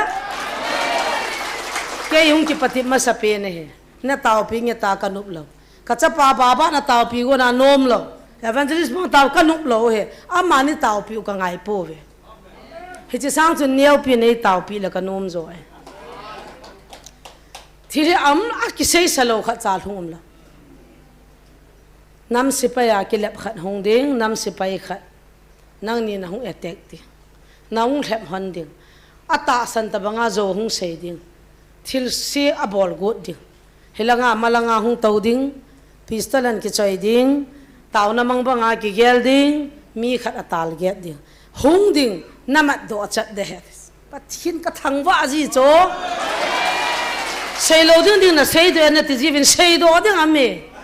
im the ye he hung chula kalung tan le ka ho na choi pu zo ne dong leo barang ati kho abana sei the ha le barang ati barang jong ka ti di ha ipilung gel puwa ipilung put ne yang ne hi ham kan he nang patip thei kai powe nang ikhat thei kai powe hilai mo nai van ti hon security a bol he ka no mai nian ke poiso ta san ding ta mai cham jong sang khat ko ya ni tau pi net ka tau wa nga chu ka se le dem num na changa ni nei wa ka tau wa nga chi la nga ka tau lo cho re ngai num na ra chu ka tau pi ka lung hang hawa ta ka ho si na ka no ro chu tu ni cha naung ki tha ta lo ata ta hi long to du chu la hung du chu la al he mai jang ki tha ta lo a ma na no ro zo zo le hi chi chapang pa chung thung chat de he hung thung chat a ki thu hi nom poi nam pi ma ha hi nom poi kan ko te hilanga ka lu teng kan sei chul jin ka long hang do jin hi chi chan chun an he phat no he tu nia zong jesu sei lap dinga ki go ho hin a het so ke mu so ke yo chan sala o amit dul se na muwa than ko na dinga hung tho do ta tu ni chana juda te la ki sei son sona a ma ya tho do poi ki ti te te chu hi chu wa chun pathian na do lo ko na do da a no ke te te di chu ka ho pun ta bang khoi di chu me ni khan nin ka ka man hon ni nei le mi za mo mo ka na so tam ka te la gup ka so ta nu mei gup ta bang chu kaw so ta chu ala nu mei gup ho chu pasal gup an nei kit diu ta chu a khu te la som la ni ta chu la som la ni ho cha si si chu ja hong kit di ta som lo ka kholang pe pha di ta chu a ja ka ho na to na lu ki hup dom dom ve ne ka thi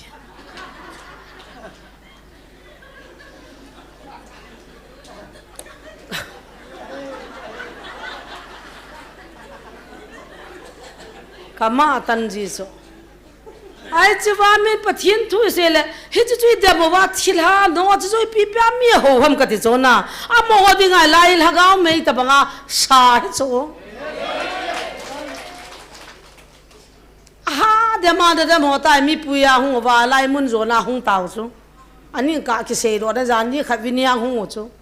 a de ma de mo wa zo pha le alung don pha le hung wa lu tho tho anung thun pha la phone a ho adem ki tho tho ka hol do cha cha le za ham khat ka he na za pha na ke ka mi mul cha jong tong kha hi anup nup se la ka pang pari a ho kha even ka mi mul jang kha jong ho kha hi hol le yong ka ti a mo nei do lo le ko nei do ta do pathin cha hi na adi chu a ma ho ku na ki phachi ni chula a mo to ki ba la ko ni do ta de ma ki ba lo za chei do chu me amen ai banga ki sugi mai banga ki ho hi ke di ka holang so na ke ka teli ro ri ta a phaza za ai bo ki sumul pho pho jeng ki man jeng ki phong yeng na le ama ade hu so he ya zo thu a he na sa chi wa hung chi son zo hung ki pat na ko na chi la hiu cho mo Jesu cha ping mong pon a thi mong pon a tho do mong poi al han ko lai ta na din hilong ibra zo thu na sei son tu na juda te la iti dana ki thang tu na zo ipi dinga ma o pathin chu thagaw hin thagaw thing pha na ama hung nai lo pe cho ta sa a hung kin ni le ki chai ni ta chame yo puya hung ding ni kho chai na ta chame o atua lagaw pha na o ai za sa ova o ai ho pi wa tu na cha te ei vilu ti ta kilo mo na sa ham na ho pathin chu lagaw hi lo ha amen ita di ta na pan ngam lo iti da na ho bung dan ho na ki chan ham ibra na nan sa te na ki chan ham iba nan hang te na ki chan ham jesu chu ki chata sin kholam na thang lin sei lung na hol rong ai lo jesu lung hol ta insan hang ki chan ai lo jesu ki chata Hallelujah. Kay bang tunin katin. Mihingte sim thu hole. Mihingte ki pui kul na may maya dan thein ka ki gyal ta poy. Pathine ngai lu na sang valen sei lap theding jong ka ki gyal ta poy. Thi pi ngam Jesu. Hin pi ngam Jesu hi. Alo pi dan. Sei lap na diam poy. Tunin jong ka sei so na chung thu ki sei ding hi tunia. Na tao je wa nam pi ding le chin kholam te na tao na manga na chi je le pathin lagaw thu phun na ta san ja khusunga na ki dal da hobunga vena na ki koi ding ha te le ai le yon jong chan si nei chula Hichilaya zinka sa hun na kaiwana ki khomuwa tauna na manuwa hop so mai cham na piwa ai lala zune sane kham theine aping tha lo hon na don lo jiwa na ho hikin jong ve na ka koi ni nei ve ti ti in jong tha ki ne cha mo se na koi the hau sa pu jong na khusunga chiang ho thagao mang thai di dim se na zune sane ma ka ne le tho ma akham sawa ma iti dana na pu na loham hau sa khat nei le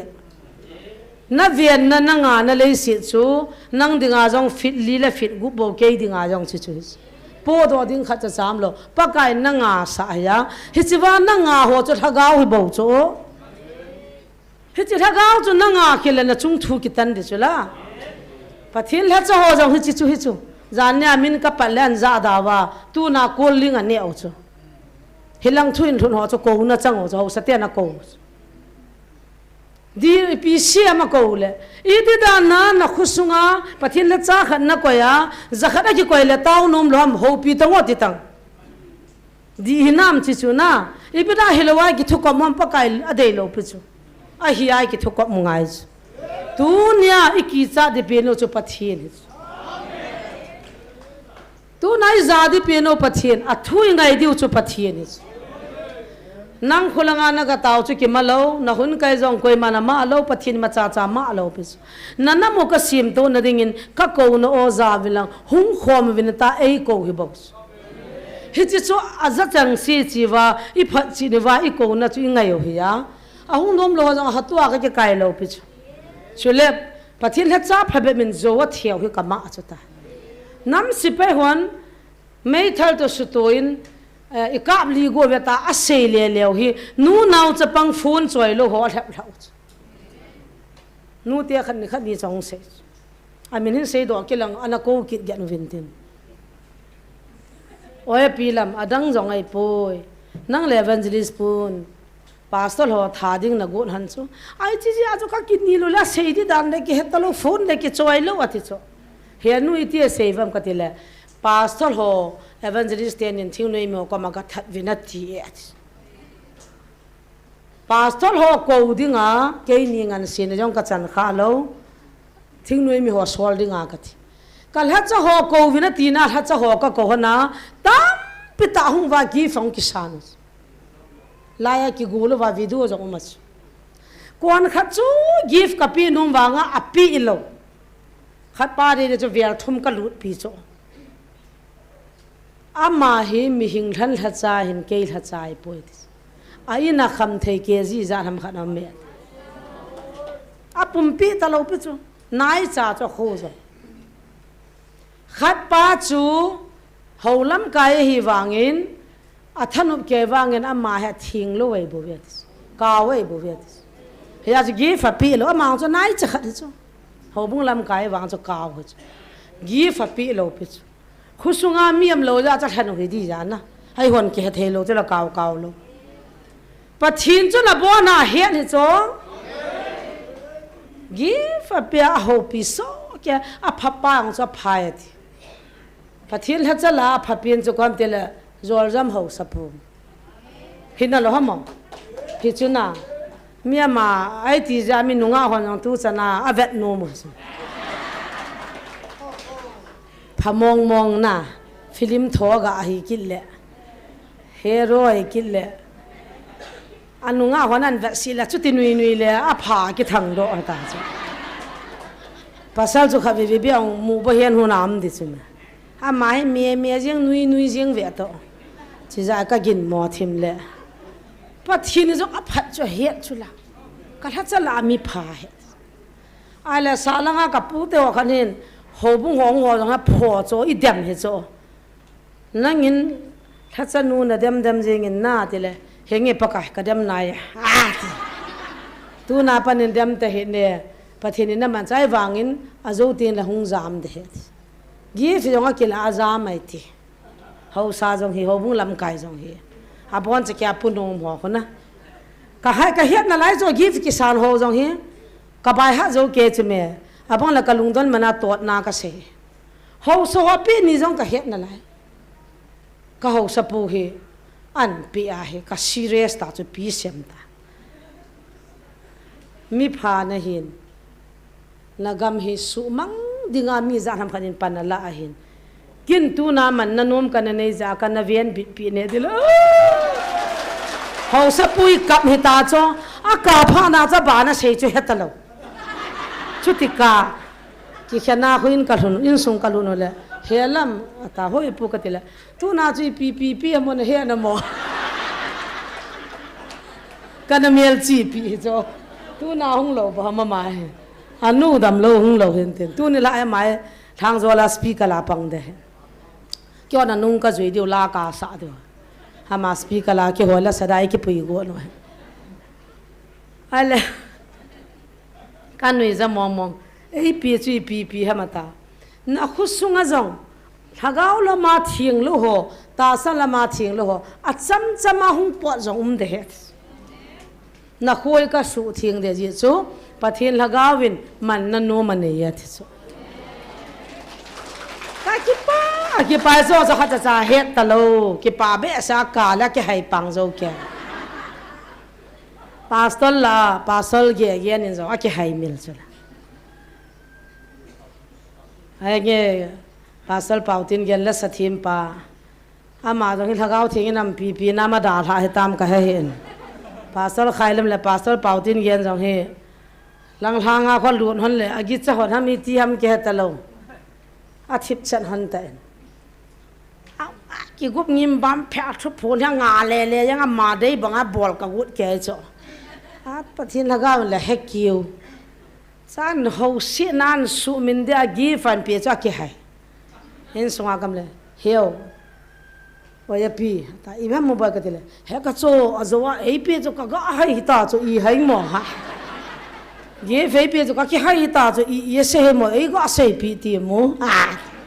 a gi pe cho ki haya ka se pi a tam zo na ki hai cho khavnia pathin vilna ma ti sian pa yang so pathinin na chunga kalungal hai ye ti na chunga kalungal hai mi pha na he mi kita na he pakai ging na hin kilit sa lo hila na het na sun kadinga na za na chunga kalungal hai ki pa be sa chu ti ka ki adanga se ho hetalo ina luna u choi hin apa ips ha a ke bi u choi ko smiling face agala ki pa ta ho na dole ai adang ma cha cha ka te po evangelist te ni ki do vine ka ki pa bi se ni ma cha cha ka te ma cha cha ka te ta chu ti ki pa pa cha na chunga lung thai na se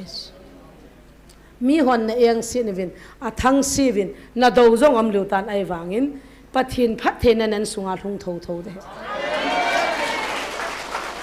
pathin phat the na thung tho na chan tho the pathin phat the bu hi chi banga chu tu nya zong tha cha ta pi ho hin pa kai phat the bu na chang ho son jong ki het mil so tha cha hon jong ki het mil so jesu a sei le mu chula zuda ho ta banga chuna a zo seva ho bung sung le khusunga he tu sa pang wa zo se pakai lu han ni le pakai thu tan phu ni le hoi lang vieng nge ti hom ti za ta chu zo sei po ti pakai na sei cha chu sei vin ho so jang ho pi na chu hai mi li vin ne ibida zuda ho banga chuna zo na sei hom ke wang ka chin tin mei thai cha ga jong lung si ni nei ti na gam jong su thing na ti pakai ni nga sa na gam hi hoi chi cho thing lom ti chu gial tango jan ha ka chi na kho wa hi gol hang cha pang khat na sata na gi ma chu bang kilo so kila chu taw na mang dang ko wa taw na ka gaman ka tham chu a op jong chi jing hai thei ta lo anu la pa hin ho bung het ti kana tu hana ka ni le bol hana a hen na sa jong a bolte te na tu na acha pa chu brown sugala chidingam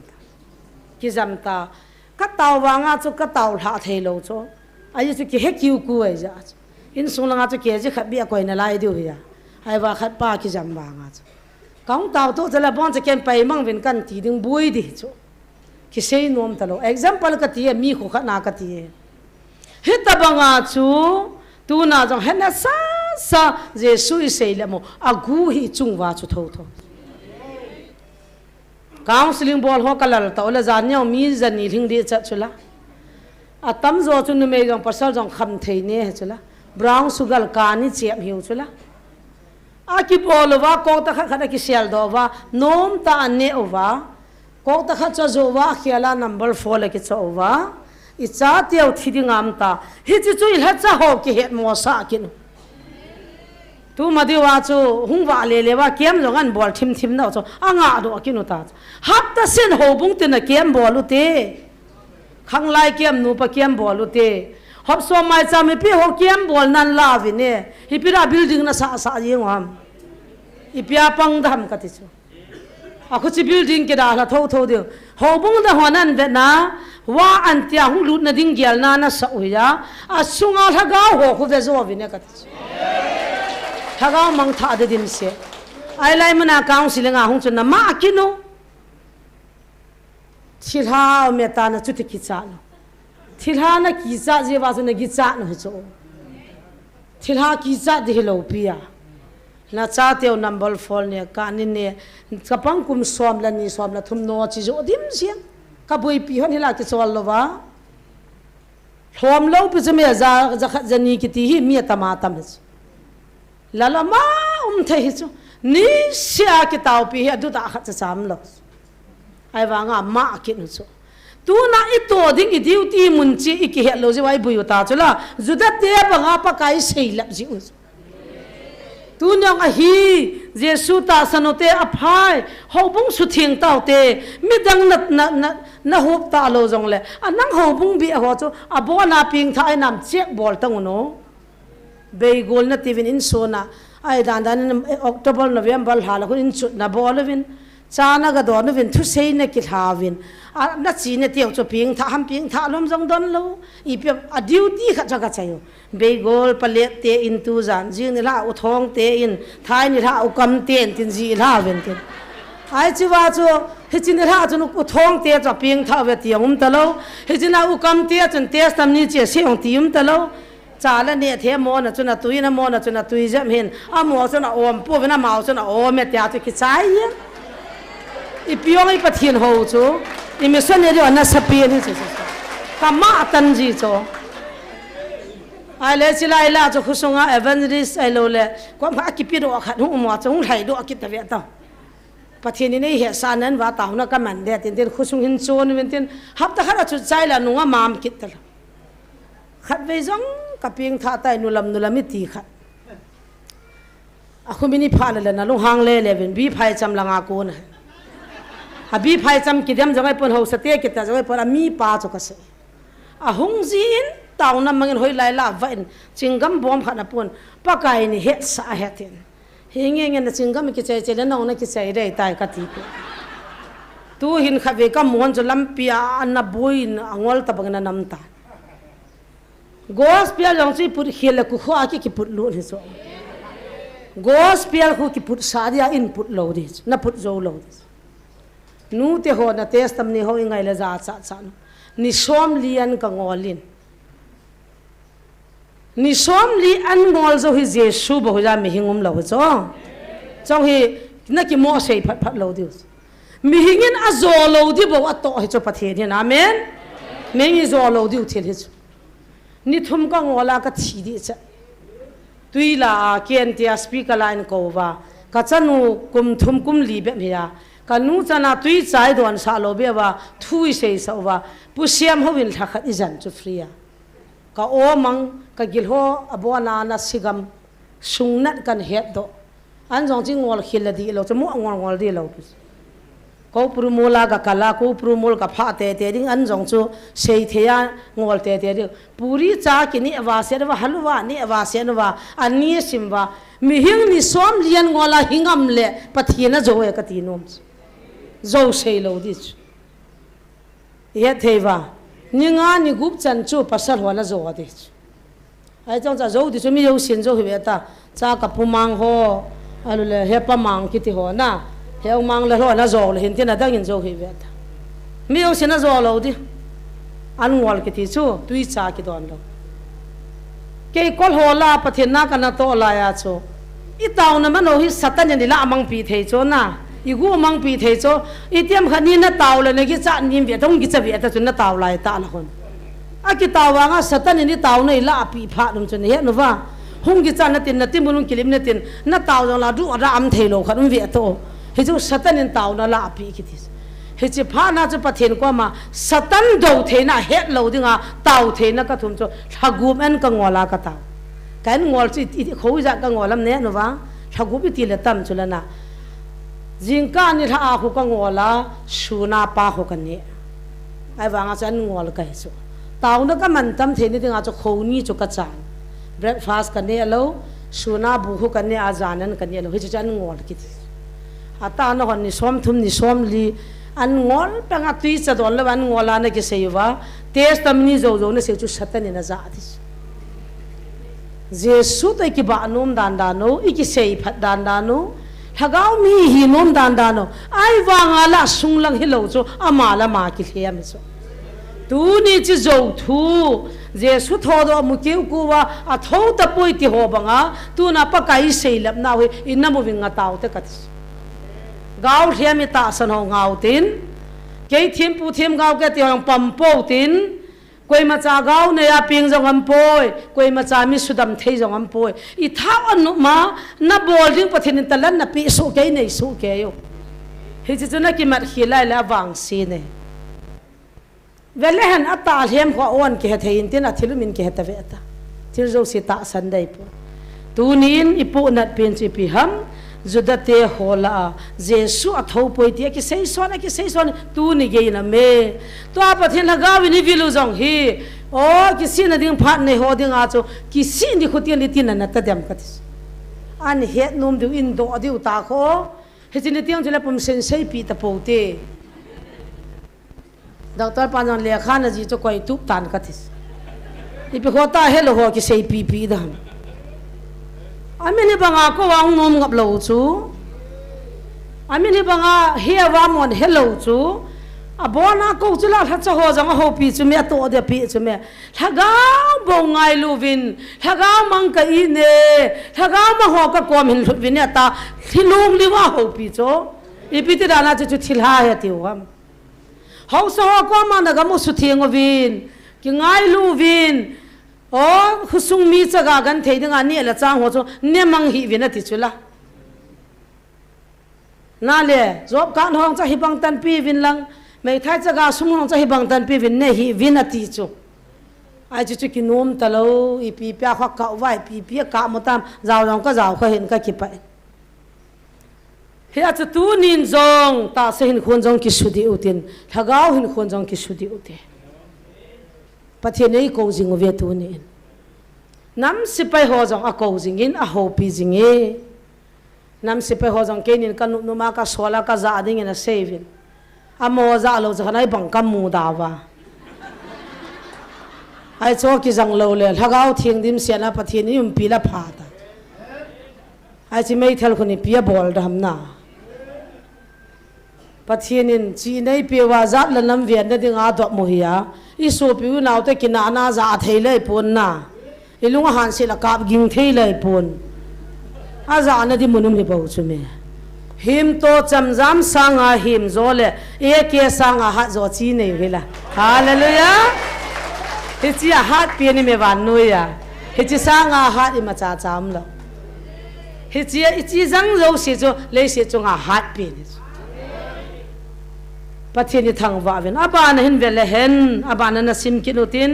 a sei lap ta ven zo sei ta ven santri pan jaga muin o jesu cha thodo tai ti ta poi shumina boy tan zovina boy ta ven tu ni chani na boy ta ve jesu christa ta san cha te ho wang e boy po ve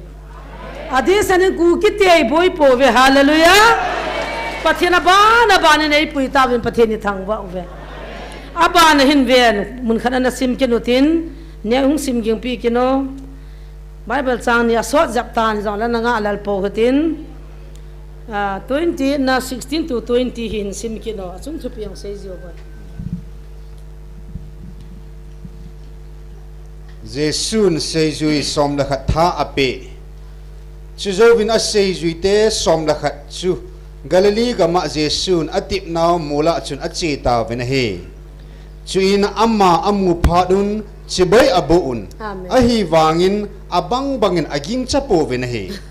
chuin Jesu ahi ngova hungin amma hot su ahovin aza ova vanale leya thune na zo sekei ma e kipe ahitai hechi chu nang ho chevin nam tina mizo se seijuin ga semun apa acha chule thagau thing mina amma ho chu baptize ga bolun chule keiman nang ho kapi thu zo se hi abon sa ani dingovin ga hilun chule vevin vanui le sit ki chai ni gejin keiman nang ho ka umpi jing na ve ati amen hallelujah an simna cha ma di ong za we na zo len zot pa nan tin ka kinil naw thu pi ta ha jong za we he chila he nom ka sa ji pin ta bible chang ka ngai nomin sei ji som la khat thu a pe ti so he ji ti pa na tho do zo wa pe a sei ji ho ka ki mu pia chu abangin chi ba ye bolu ve ti chana o pa na thi pai dim ki tam ta nong tho ro na na ham ta ke le he pa ta ba kam tam ja mo chun noi lai lai su kha ba mo ti diu cho oi pu zon ho ta bangin ka te nong tho do chu ka ta san pe pe cha ti diu ja ke le he pan dong la mu na su wa su lai lai su kha ba mo ka ti hon di cho ka do di da no chu na dak tal he gin na khot ga dom ti mo hoi lai to kha ba a ti de se ka bol di ta cho na kiang ho chu nai mo ti ta wang khai ka do di cho dak to lai ja cho i ga ki mu to diu chu gel ta ngo ki ta sana nung ki zuya he chi wa chung thia na hong ki vuyang thok do ki na a zwa hong ki mu bi ding chu gel ta i ki ti ta dem a chi wa ha ki phun bang thi bang a ki cha tu na dem moi mu la kin li na ta na kin li te te diu he le cha hong do a chu sei ji ho ta ki mu to wa chi bai ki bolu wa hanu ka den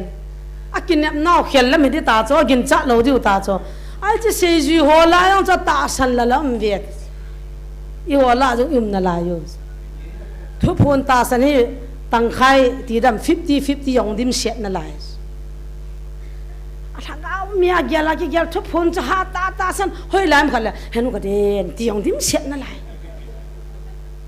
mi ông hà phun bia xe phá là hông cái thà gì ta lâu na tham khát là hông phun all và thu phun hông mà lăng ít chút xíu anh ngày nuông phá là hết đi bắt ta hông kít gì họ rồi mà chỗ example nu thong liền họ ta bằng na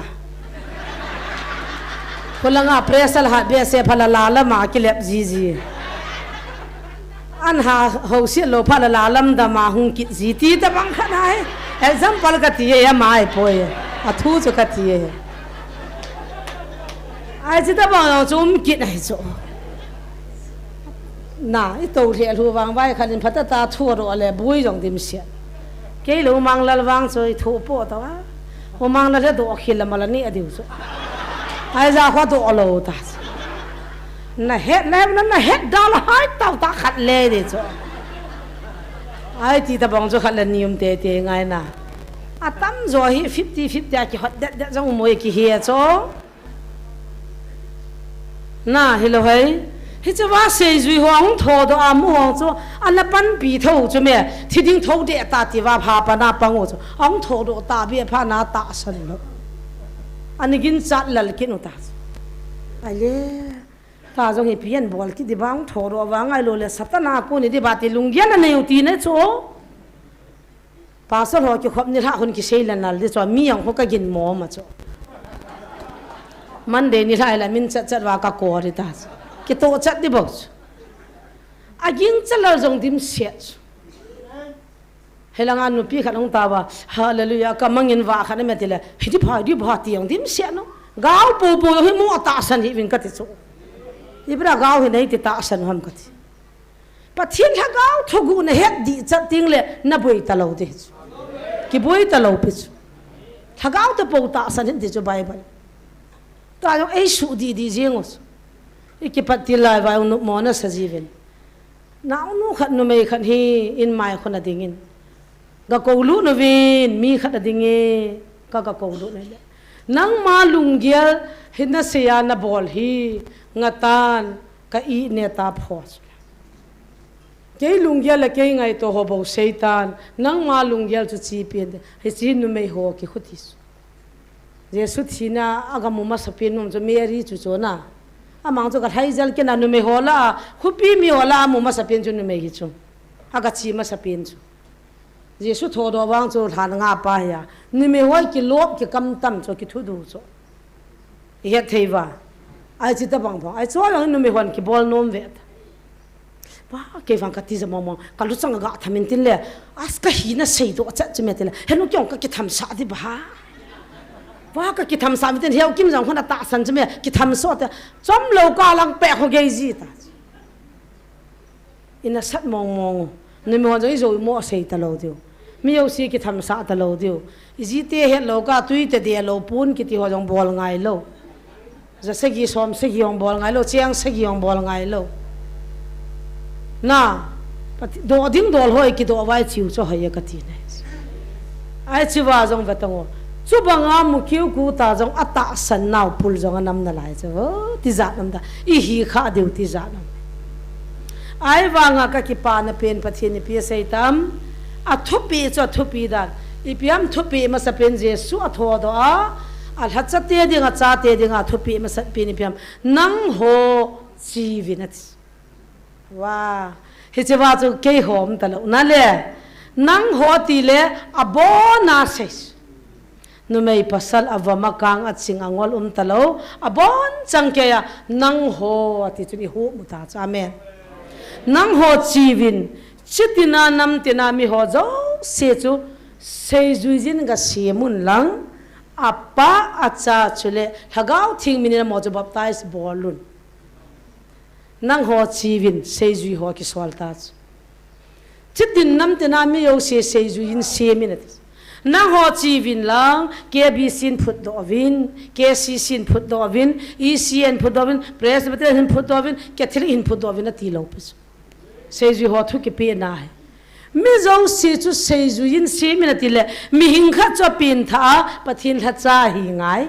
pathian ha chapana tu pen chu nang ma peng than lang jesu ta sanena ti bo se cho he chu topic a hi ngai ta he chi chum talo building sa na dinga tu chunga hi ti ha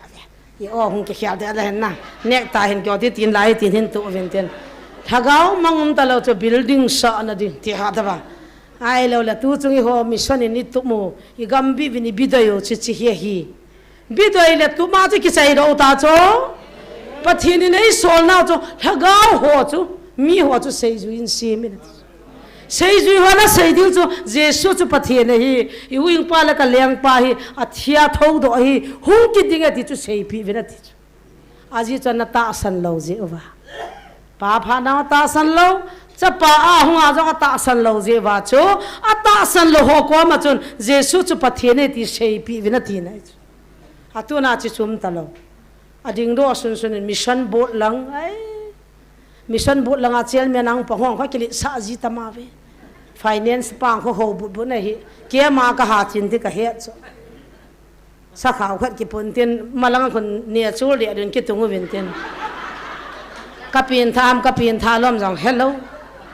a het ti ken pa ma sai pi hu bia khadan ki po le ku ki cha pa mong kai tai ti dan khat khon ai la khon chel me no ven ten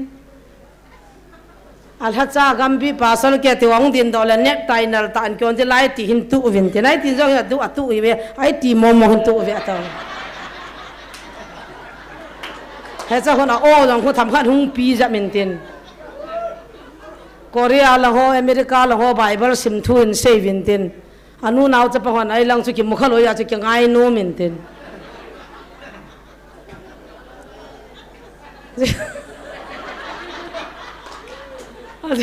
adu le dem ben te ki vin te na hi ka se hi so korea ka chi sunga ai antila hanu korea te chi ta bang di phok je la hu ti boi pi ta ve to ka pin tha lo mi pm ke ta lo hu chu jesu na sei zui ho so la hi mi zo si sei zui in si minute pathin ka thang wa na khat gam da nga kum som ni ka hum sunga chu i ho guru ma khun mang boy sing sit kiti khanum ve ta ka to kaning ka he khanum ve to ama ho media ki ha sei thei pon na ai bia na tong hi je chun อามาคนหาเหตุเวตาอนุหัวต้องคนกันในกิโทอามาต้องคนกันในกิโทปะทินไอ้ส่วนน่าจูกุจรัตนาฮักเอาปะทินก็หัวซาสีจูกุจรัตมุนาจูลำกายปาขดนาจูกระดาลยูปีอาก็หัวซาสีจูยูปีอาอาจจะกอลดิ้งทัศน์กว่ามากระดาลจันดิกาลาก็หัวซาสีจูจันดิกาลาลำกายกว่ามากระดาปะทินก็หัวซาหัวจูเกียตากินตุมาก็กิสีมาอาหอบสวมาไม่จามุจงกันนี่อโลอามุนมุนาจูฮักเอาดังอามัดนดิงากะดาลเอาเลยอามัดอามัดซ้อนเลยตูน่าเกสังฮักเอาตัมพีกิมัดตูตาเอเวนจิสก็ตินตาว่าจะปูมังบวยแบบไตสัจจันยาจูอามาปูมามีสวมทุมจังฮิจไลมันนะปัสตอลปัจจุบันกุมกินอันนั้นโตตามีขัดซาปะเทนันเขาสาละถ้าทุ่มจงอามีสวมทุมินแบบไตสัจนาจะมาหอยนาจะกัจจันปะเทนกระทังไว้ฮิจิจุเชยจุยากระเสียมวยตาเฮรามเปียรีหัวจุนปะเทนทูมีฮิลตากอรีกิตินูจุนอฮิลตานันดากิตินูนอฮิลตาไอโลเลอามินูจิโจมนะรามเปียร์สันโตสอบอนว่าจะมุนาปะเทียนหัวจนมีขัดเลนี่ชามลายองจนตาเฮอีหัวตะบังวอร์ชิปทีมขัดมัดราสาเขาชิมโดตัสอาเกียงอาทิสันหัวเสียลายหัวชีจีเจสุลุงสิทนะปะเทียนทุกเสยปิวอามานิติปะเทียนนั้นมุมเดลอัจฉปากลุงสิทนะอากูนาจูอามาปะเทียนเฮดีเอตาปะเทียนนั้นหัวโดลุงสิทให้ลงไงลูดไงรู้ในนี้ที่ในประเทศนาโตเทเฮลังจะใช้กิลังอากิใช้ภายในติกิจวินนั่นเองเฮจิโนสามลาจนตัวนายตั้มปีเสจุยาซิมเบียมิสอนโลปิจูอิมาจ้ากิมินวานองกันในโลปิวไอวางอาประเทศเฮลโหจะใช้ปีว่าประเทศน่ะโหสาวาวอลสิมาโน้มจันหงลุนาจ้าจะตาวคอมนั่นมันจีเฮจิจูประเทศนาก็เห็นความกระลุงไทยน่ะเป็นมุนตินากำดังนิวดิลีนอยดาฟริดาบัดไอโลเลกุจรัตยูปีชันดิกาลก็มิสันฟิลโซซาอบิอาปะเทียนหัวกันดาลหัวก็เกลดอพาเลปะเทียนกระทังวะกระลุงไทยน่ะเป็นจิตวัดังกระลุงไทยโลอีหัวก็ไม่เลยหัวบุ้งตินกิวาเวโตเก็บสายจีเลมีตุยจับมินตินยุงกิขันนิยงละคนสมจงตั้มจับมินตินเก็บสายจีเลsmart lang tai na piam mi hin hilovintin english tam jaw ja mintin me yang tui be se lo sumjong tam be se la i se la ngai chi le athem mi tamata ta tam ki lo ki patnia pa na chu te pin tha ki no hallelujah tam ki intin presbyterian langa khu chi ki la hallelujah ngum be se lo ni ala cha ngum be se lo chi bai ngum be se lo ani kho ki chai la na ram to ta ki khan ne ki chai chi mà na cái pi na chi mà cho tiêm mission cái vai hộp na hồng phal là chơi ti lang cho ngay khó mình thế ipiang kun khana chi ka chi kil le koi hola ham khati dinga chuna cha chun chi na juda te ta banga mel chi na gri te ta banga chi na hi chi ya kun hin hol vin tin pocket we ta kem bola ki cha amojan ei jo counseling in le bor jom kit we ta so jong song ki da ha kit a thu cha ta ma tam he ai bang hi chi wa hi nang ho chi vin lang mi yo se se ju in ga se mi ne ti sa amen nang ke mission lo tu chunga pa kai ni ho pi now gmf di muna pathin ei vil now hita ki to cha nang mission ke mission lo pia nang phung ke phung lo pia taw na ki man sa ho jang atila cha hu le hau ki ai lo la tel sing hung ki tila ka so pi pa va to ran hung som za ve ta evangelist pu ka tia ma za lo cha khan sei ta dil chom jak te te di da cha sa langong ki tila hun tham khan ngong jong hin sao sa jap kit nin ka po nat ke hi cho them them ya ma ko na ka ki jil do nga tila ken kan he lo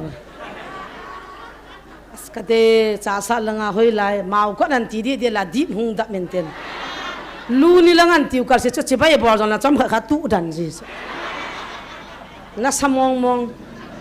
amin ki ho he nul he pa dam na mo he ki tu so ne ti wa ki ho sa nga kho e he lai mu na chu chon lam lo ka ki tho pian pa le lem kho vai phe hi ya cái hong sai cái ra ama tel sing hi ra khát cho chan cái phung yong cái hiệt lo cái hiệt tu gì lo xóm khá là ở Japan tham khát hậu kịp là hoan bùi phi là ra cho con khá rồi này chứ ba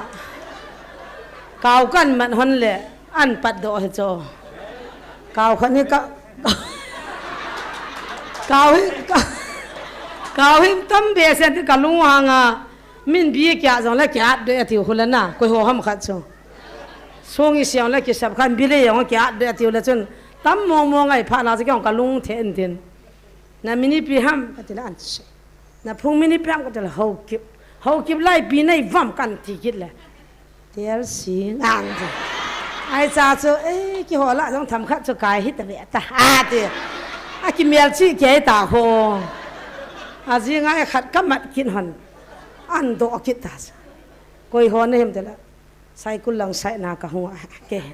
là school cái na cả bò lại hung nuôi pan ta na phung mình làm sai đã thế là không sai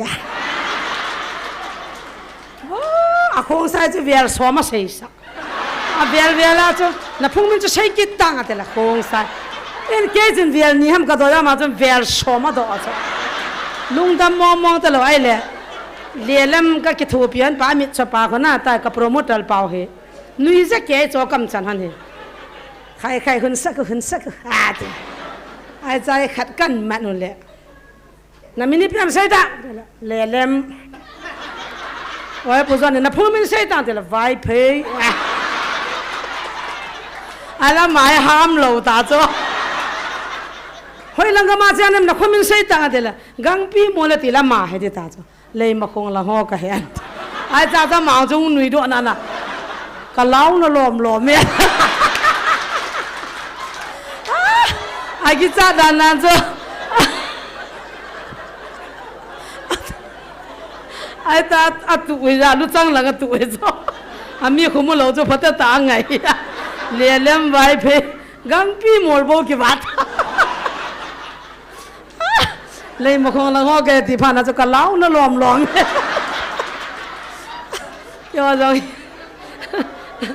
cho rồi là trang này là các cái tổ gì viên cái nuôi gì viên na ai cho ông chẳng cho cái thôi thì là tu lại hello là viên nó thôi rồi viên cái họ cho mà nuôi nó đi ông here gạ hết dòng cái tí vào cái gạ hết rồi thì là tí nam thì ông cái khổ cái gì thôi na hết chứ là đang là chân anh là bùi nó cái số cái nuôi chân là pin này màu khát gì pa gì bầm đang cái này thà chi ông cái lệ cái cao xí khát toàn là lùm ama hai ki so ta oi puzon ka hung din do ding pasal kai ding lim pi ta sang pi ta kai ha wang an ho ta bang ka hi lai ka ngai ta kap jing chwa ka koi hon dham ka pam hon dham ka ke nyong ka hon ta he a ki so cho se so tu hin ke hin ta na se hon ho kaw chu ka hitain nang ni yong ka mu the thir jo se ka he thei ten ai wangin nang ho ta bang ka hi lai ni chu kanung chan thei lo di tam ta kap lung gel nei na lai chu ka ha ka hon e ke ni yong a ji pa chu ki chen sa lo ding tin do di ka ti hon le ka he lo ka hon ang thai lu na nom khom man ta ka ting do jo hon ta pon ha ka sa hon da chi ni chu ama nu chu nom lo chu la thil ho zo song thi san ho jong ka mu the na ti la ka mu the lo tun ka mu thei tai tu hin kalung thima hin mi chop ding adi din ka nu te ka tar ge ne ama pin na nu te adang ka ngap chapun ka nu te ka ngap chai amdan ka hoin ji ne tin an sung mi te hi atal ge ji dana ama sape na na ka nu pe di bo ka lunga me ti na nu te he talam boy ka te le henge ai wang ki pat li do la ka ti a I thei ta lo chu thagau chu na tha di bo lungam ta ke nyong ka ha ka le ani na he ta bang chu a ha sal hen in sei chol khaw hen tunin pakain chiwin lang sejwin ga siminati pa ibilin ki baso ke mi khat pathin na ho sa na pin tha sa huing na thu na sei pi chu focus in lang adang focus he nu te on missionary in ka ve na ti wa I sia khudal hanan ke bi sang lu ta na ti chu missionary nei lo pia ke I sia ko nin ke si sang lu ta na ti chu missionary nei lo pi pasal pa ko ma hichitia chu kan puilu tai na tiwa pasal pan gu da tia ki chai ta hichi chu hilo bu chu sei na hilo sopi pathin ta sanin na judon nga in tu na black business na bol nga in new si vetau nu mei ngan khula kan nya ki man zo helaya hung jin lampia maya simji katinong ni khat na chu zela kamuta chu new sa zel lang lut do ta a che te si pong ko hot that nei a khup la kha ki matta nunga mu po la nui nui jeng phan ta ti la nui thara dan ten a tang chu nu te ho kan ti la thank you an thank you ti pi ki se nam ki dong la he ve a ko ma sa pa to ja khan se cho thank you a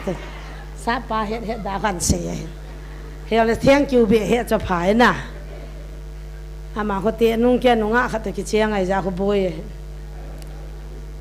tu ni in ha gya lai gyal diu itup diu chu thagau mang khat mat pathin jong a it pin thagau mang I hon jong it pin thagau mang hallelujah thagau mang khat man ding in ki ha go no tin aninga ka hoi ha poi pi dau te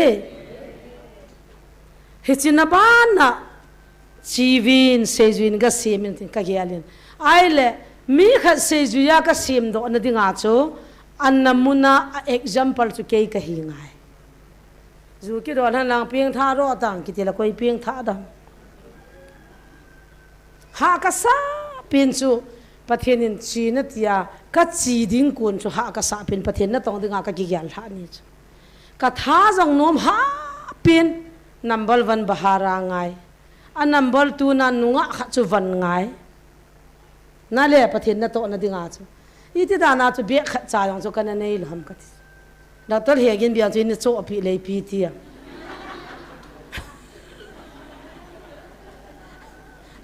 he mang lal bi ong ni ne hele I chu api de man se hi on na chu le de politin si dia du khana chu I pan sunday ni la bible aza I pa bible in ki poro chi lung thim nom lo acha bible kha jong in ku kya ki kop mi chu ata chu ti ki gen them ko ti chu 93 94 la chu kalung hang ji sung ko te chu kalung hang ji chu la kan ngo jiu chu bang no mi salai ta ki zam le lia an ki ngol chu ko hemo lung thim na lo ding na I ma cha cham ta lo chala in vel ni vel thama ka le I ki van na se se khel de ki nei lo chu cha cha politin na bible ki ki chaya chi na tia chu chi ngai ta wo ai chiwa chu pakaya phai ta ka se ngai ki pa ngai gospel gal hang sap ngai I run na te ho I ga chi na te ho cha na ho sa diu koi mani lim sa be se lo diu khu khat khat chu ni lu sa nom lo na lai diu na ha ji ta me te hi na pulal daniel hi ka gyal do ji thagawa ka pa hi ama jin pathin ka thang ba I chi na kho wa min in no do jong le gamla dunga thing na jong ne thei dim sian na ol mo lo diu he thing na ne ding ai zo lo chu ai lo le agama gama ho ini tun do wa khang dong ho pathini ho sa pha no le ki la I thiu jong le I thi na mun mun wa cho pathini na to de tikit ai ji ka ki beng lami kha si ma ho ka ki sip wa ka chiu beng lami kha si pa tiu chana iti yong a sip lom lom mai ta ra thil dang jang cha sip lo di dang cho ai ji ki sip cha khe di ya a cha beng lami kha si ma jo ka ki sip wa kyong ka chiu a ha na tam cho pathian ei sei ko ja ki chi ja chuna ei ma ki thanom lo pathian sol hi ja chu ki zo ha sada pun ve khel deong ki nei lo sang khol khel hi chiwa chu o molal hang sang jong la chi din ke ti ki sa mi hilong cha chana lam ka pana suknu ai lo le ta mong bung chan chan khu kia nga ka chiu chula la ya pa ki thau I za ka ho tol haji powder the deong ki nei lo ai ta hai ki chi ji ai ta a hoi lai lai chu ko ai tam sei lo wa he de beng le mina sip na hang jong ko I za ka jong ko a ko ngana ai chwa sai ta hai ki chia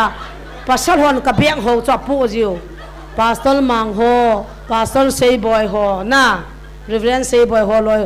a mo chen nunga ho van cha tam tam a pu wa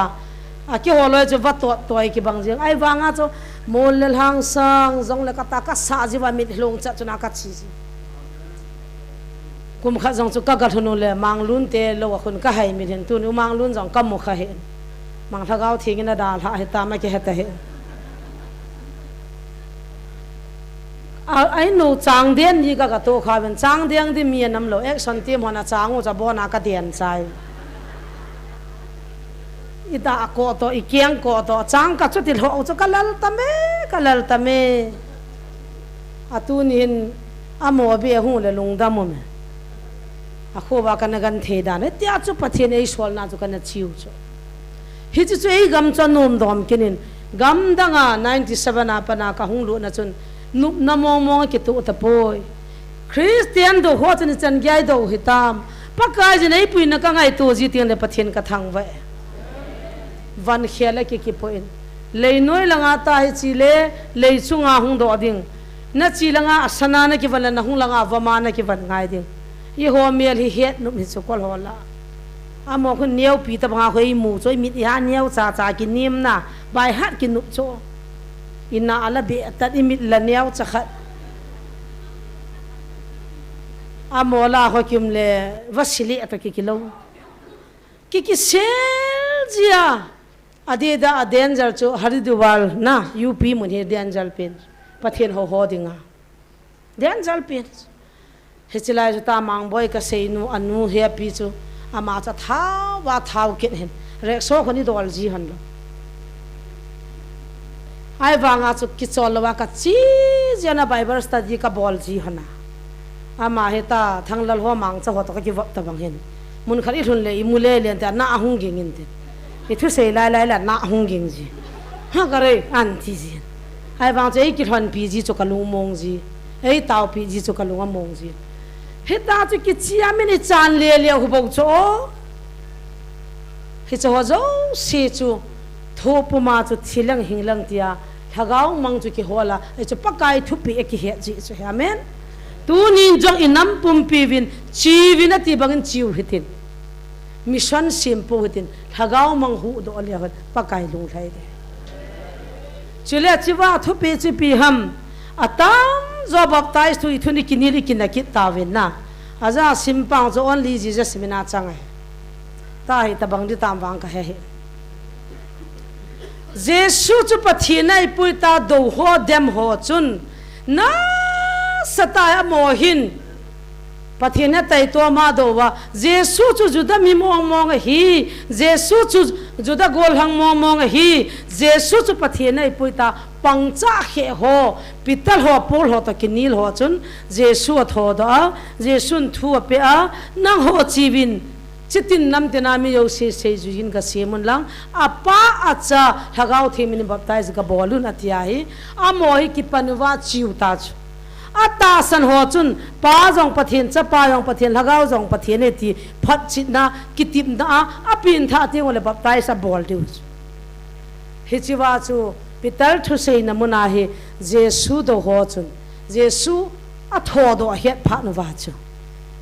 อาลุงจังโอฮีมาคิสุนบังว่าปิตลอีปีกับบอลดิวหิตามอีปีกับบอลเลยหูหิงอากำดิวหิตามปิตลติว่ามีสังทุมวาลจะเปียงอุตาจอาเปียนพัดว่าน่าดูจิงโอน่าจะเจสุมินบับไตส์บอลุนไอ้จะเบียงละมีสิมาคิสิบกินว่าออนลีจีจะสิมินาบอลกินอุเลยโซปิโอเทนอีกบอยดีอีกจิวหิโจถ้าขัดหิจุเมปะเทียนดังเราเจสุจุปะเทียนไอ้วางอาป้าพานาปั๊มโลหันจงปะเทียนเฮียเฮ็ดไงจะปะพานานาตองจงอามาหินถ้าเขาทิ้งพานานาตองจงอามาหิน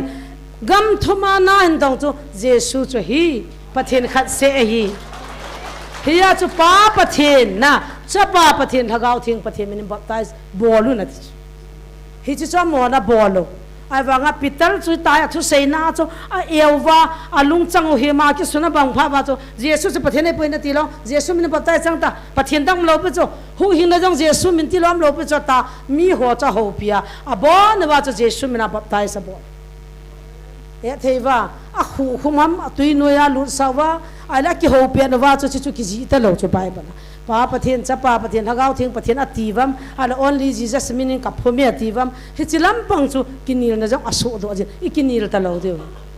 อาหอยจูเลวัดตอดมินัยโลปูละพายจิงอาเจสุมินาจังเฮบิอาเมน ya chu Jesu mina chu baptize changova amahon pathin ata sana aping tha ho si chu baptize chansa tu ni ai tabang ho baptize chan ki mi ho ga ma hi akum ahung tama kum som la kum nga then pha le ping tha lo le baptize bol kit ve ta hi chu di lo chu pin tha ding Jesu thi banga ka thi ding tho banga ka tho ding hi ti ki gyal ha na nei ho chu kitip na ta banga ki bol sa ai le Jesu to cross sa ki khat be tha te ni khat pa chu baptize chang lo pe ai wanga pa kai na ga man hian ta pa kai na he ta chu la baptize chan chu so cha na ding ai pon a so cha ding ho chang de amen hi chong kinil na lin ta so jen tunin ka azot pa a so cha ding ho baptize chang de hin baptize chu so cha na da ki chang ai poi tiong ana ki mel chi hete a chi bible o mission dung ju ai ki le to pha wa i bo yu ta to a kin kan se pai mission dung ju ya ka se ai poi pathin thua a ki chi ka mu pa cho ka ta san na banga kan se na nga ta ki to lo jong le nei ngai thi min la mai in lang ke man ka ta san le ka mu dan pa cho ka se pa pha na jong ama cha pa pha na jong ama thagau thing pha na jong ama hi chwa chu pa pathin cha pa pathin thagau thing minin baptize bol pa pathin cha pa pathin thagau thing minin hi chi sung hi ka honge ai wanga thilha sangai no pha le pa pathin cha pa pathin thagau thing pathin minin kan noi ki ti lo pi amon Jesu Nazareth Jesu minin kan noi ki this na le Jesu dang min jong ki phala Nazareth Jesu minin ka he jingo aki chan amin se ajong dam na hallelujah he je pathin minin za naw le Jesu tho do alo pi na hi in he chang point thum jaka sei nomin khatna Jesu sei le ho sum ki la ho hi kha lo na ding in tautin ani na sei zui ya tho do he a sei le ma ta san lo 50-50 m khaw le ki sung di mutin athum na i ho chiu hitin nam te na mi yo se se ju in se mutin apa cha lagaw the mina baptai chang ding in heloitin ki chol lovin nang phung ke phungum lovin abon chang ken hu hinga em na ding in nam pi ding in pathin thu se utin tau pathin na thu phat thei bo pi han lang kan se so tan ki ngai thi mo hitin chole tu ni iso pi pau bem le ben amani sunga jong kyong ki pa thu ka sein azo le ama hin ai bam pum pi wa lai mun hoi sponsor la bola boin ana thang kit ge no hitin in sala ya chun adnom nom na ti wa chuna mani jong ana pangji honin na tu chana he ke ho to jong i ma ta ki he to nai lo le ki mu to nong ka nei kha lo hi na mani jong pathian na ho lo hin aloi nu christian hi zala man pathian na ho hin ya cho bebem he kanau hi kapu chanu hin bebem hin lagau mang khat hu do hi wanoi le si sanga man tam zo hi pathian in phathei bo hanin tin a cha hon jong ku ki te ta bangan chang tam pita ne hon han lang a ji pa jong hi ke ho i ho mina jong cho amin jong kan siam tan a phungwang hi khong sa ya ka ko hi bebem ma phung chu khong sai ka hi san amin jong kan ki sim ta bin la do nam nai lo za ki thimen je chu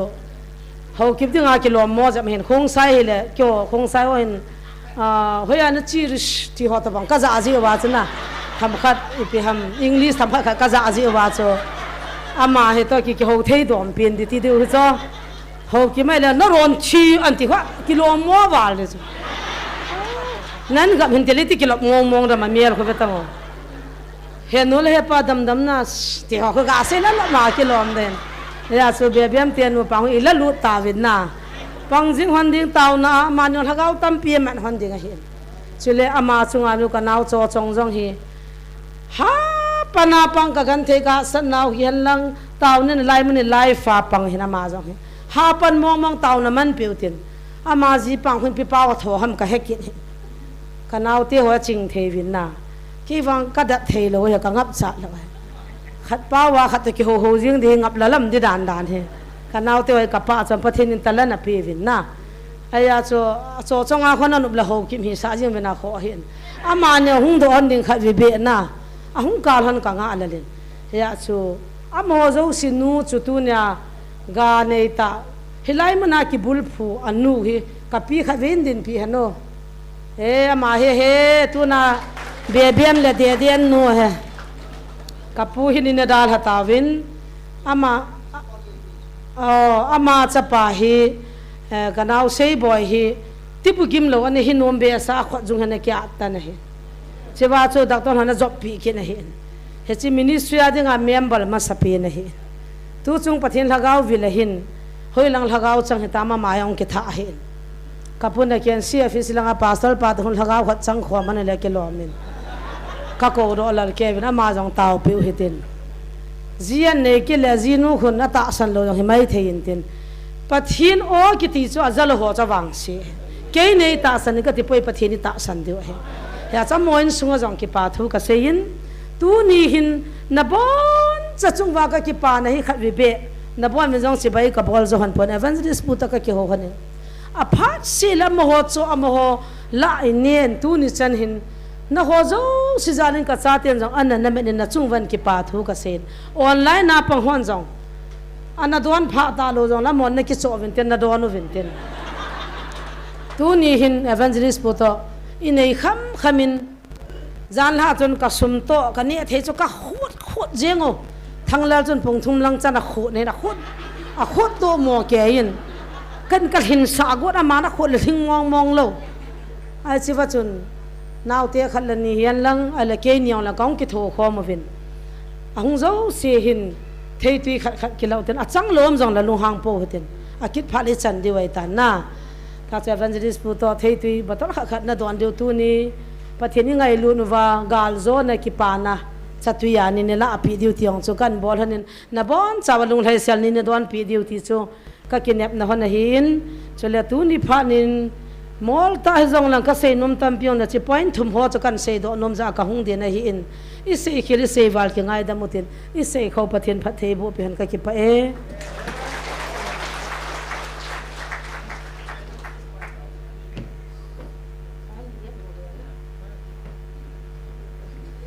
ki pa min evangelist nu pathian thua til kho nai nei mi jo sen dang cha geven inanga oven is a normal oven ki zamen good friday ni to tu ni pha na mangna ma chunga ki pa thu seven ki pa pi wel san khun ha beng na beng utte thei tui ho in chule pha do chai na dingin evangelist pu evangelist thanglen sen taw nai nei pi bintin zo phakino lo ben gyat langa go lang hon nia thira thei tuen hom mintin bon chan ni kila uten ana don che ute an nen che ute tu evangelist pu phat kan pe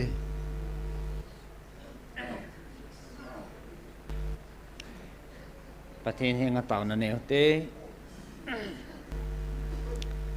hallelujah hat sungnung lopi sungnung thane sungnung kapau di ta thieng ka pathino tuni ni kho jong phat pha hen ko man tam ta nei pevin ade in chwan noi hlat do na na sa te dinga thina chan ge ya I ma it salawa nang man kadiwa na kipi na te ho nagal zona thina jong hen tang zo talawa na thona ni lo pi te ho gel do na phat pha chan wo tabang lo pi ta ka chan na chung wa hen ke pa thu se na min theng lo pi zaun ta kan thang wa vin he mi zat pi nei pui khom vin ka hong ki mang cha vin pakai mi him ka hi vin ka ki man cha na sung wa nang ma dei lo om kha jong le nei ngai dam de vin ka hong ta vin he ading do ho zo siang nang man namang chai ti ka mui na mo zal na min theng kan thang wa vin he ade in na chanu jong tuni chana nang man na din pi na ho ka movin ama kuna na thugu tam pi tuni hin thagau ani nei chop no kidwin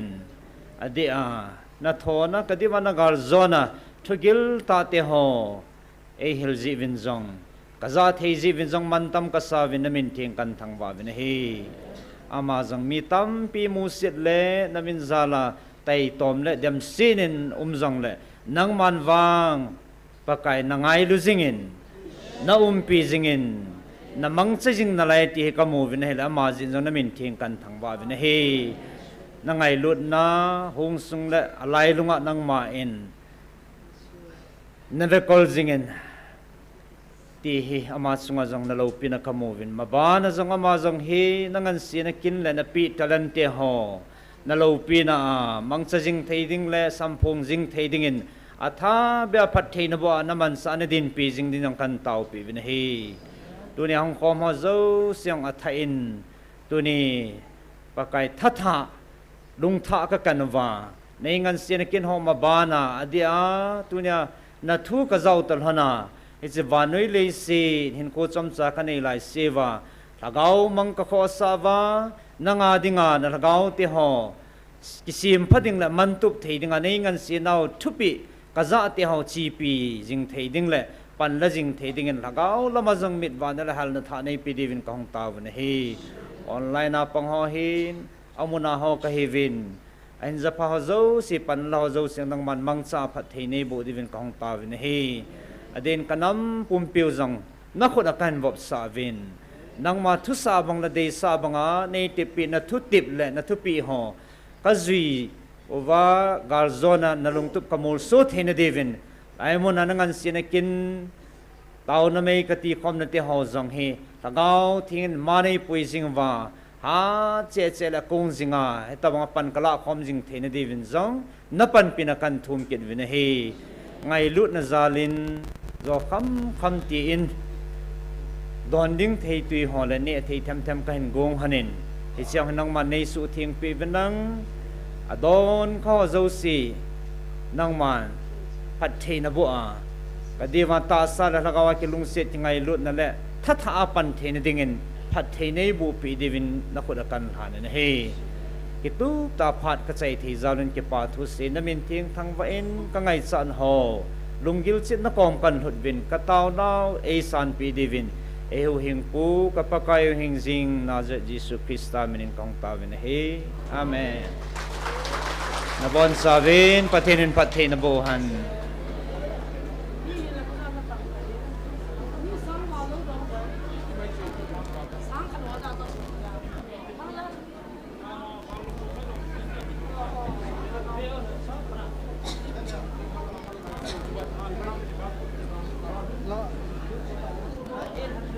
bol tak lo de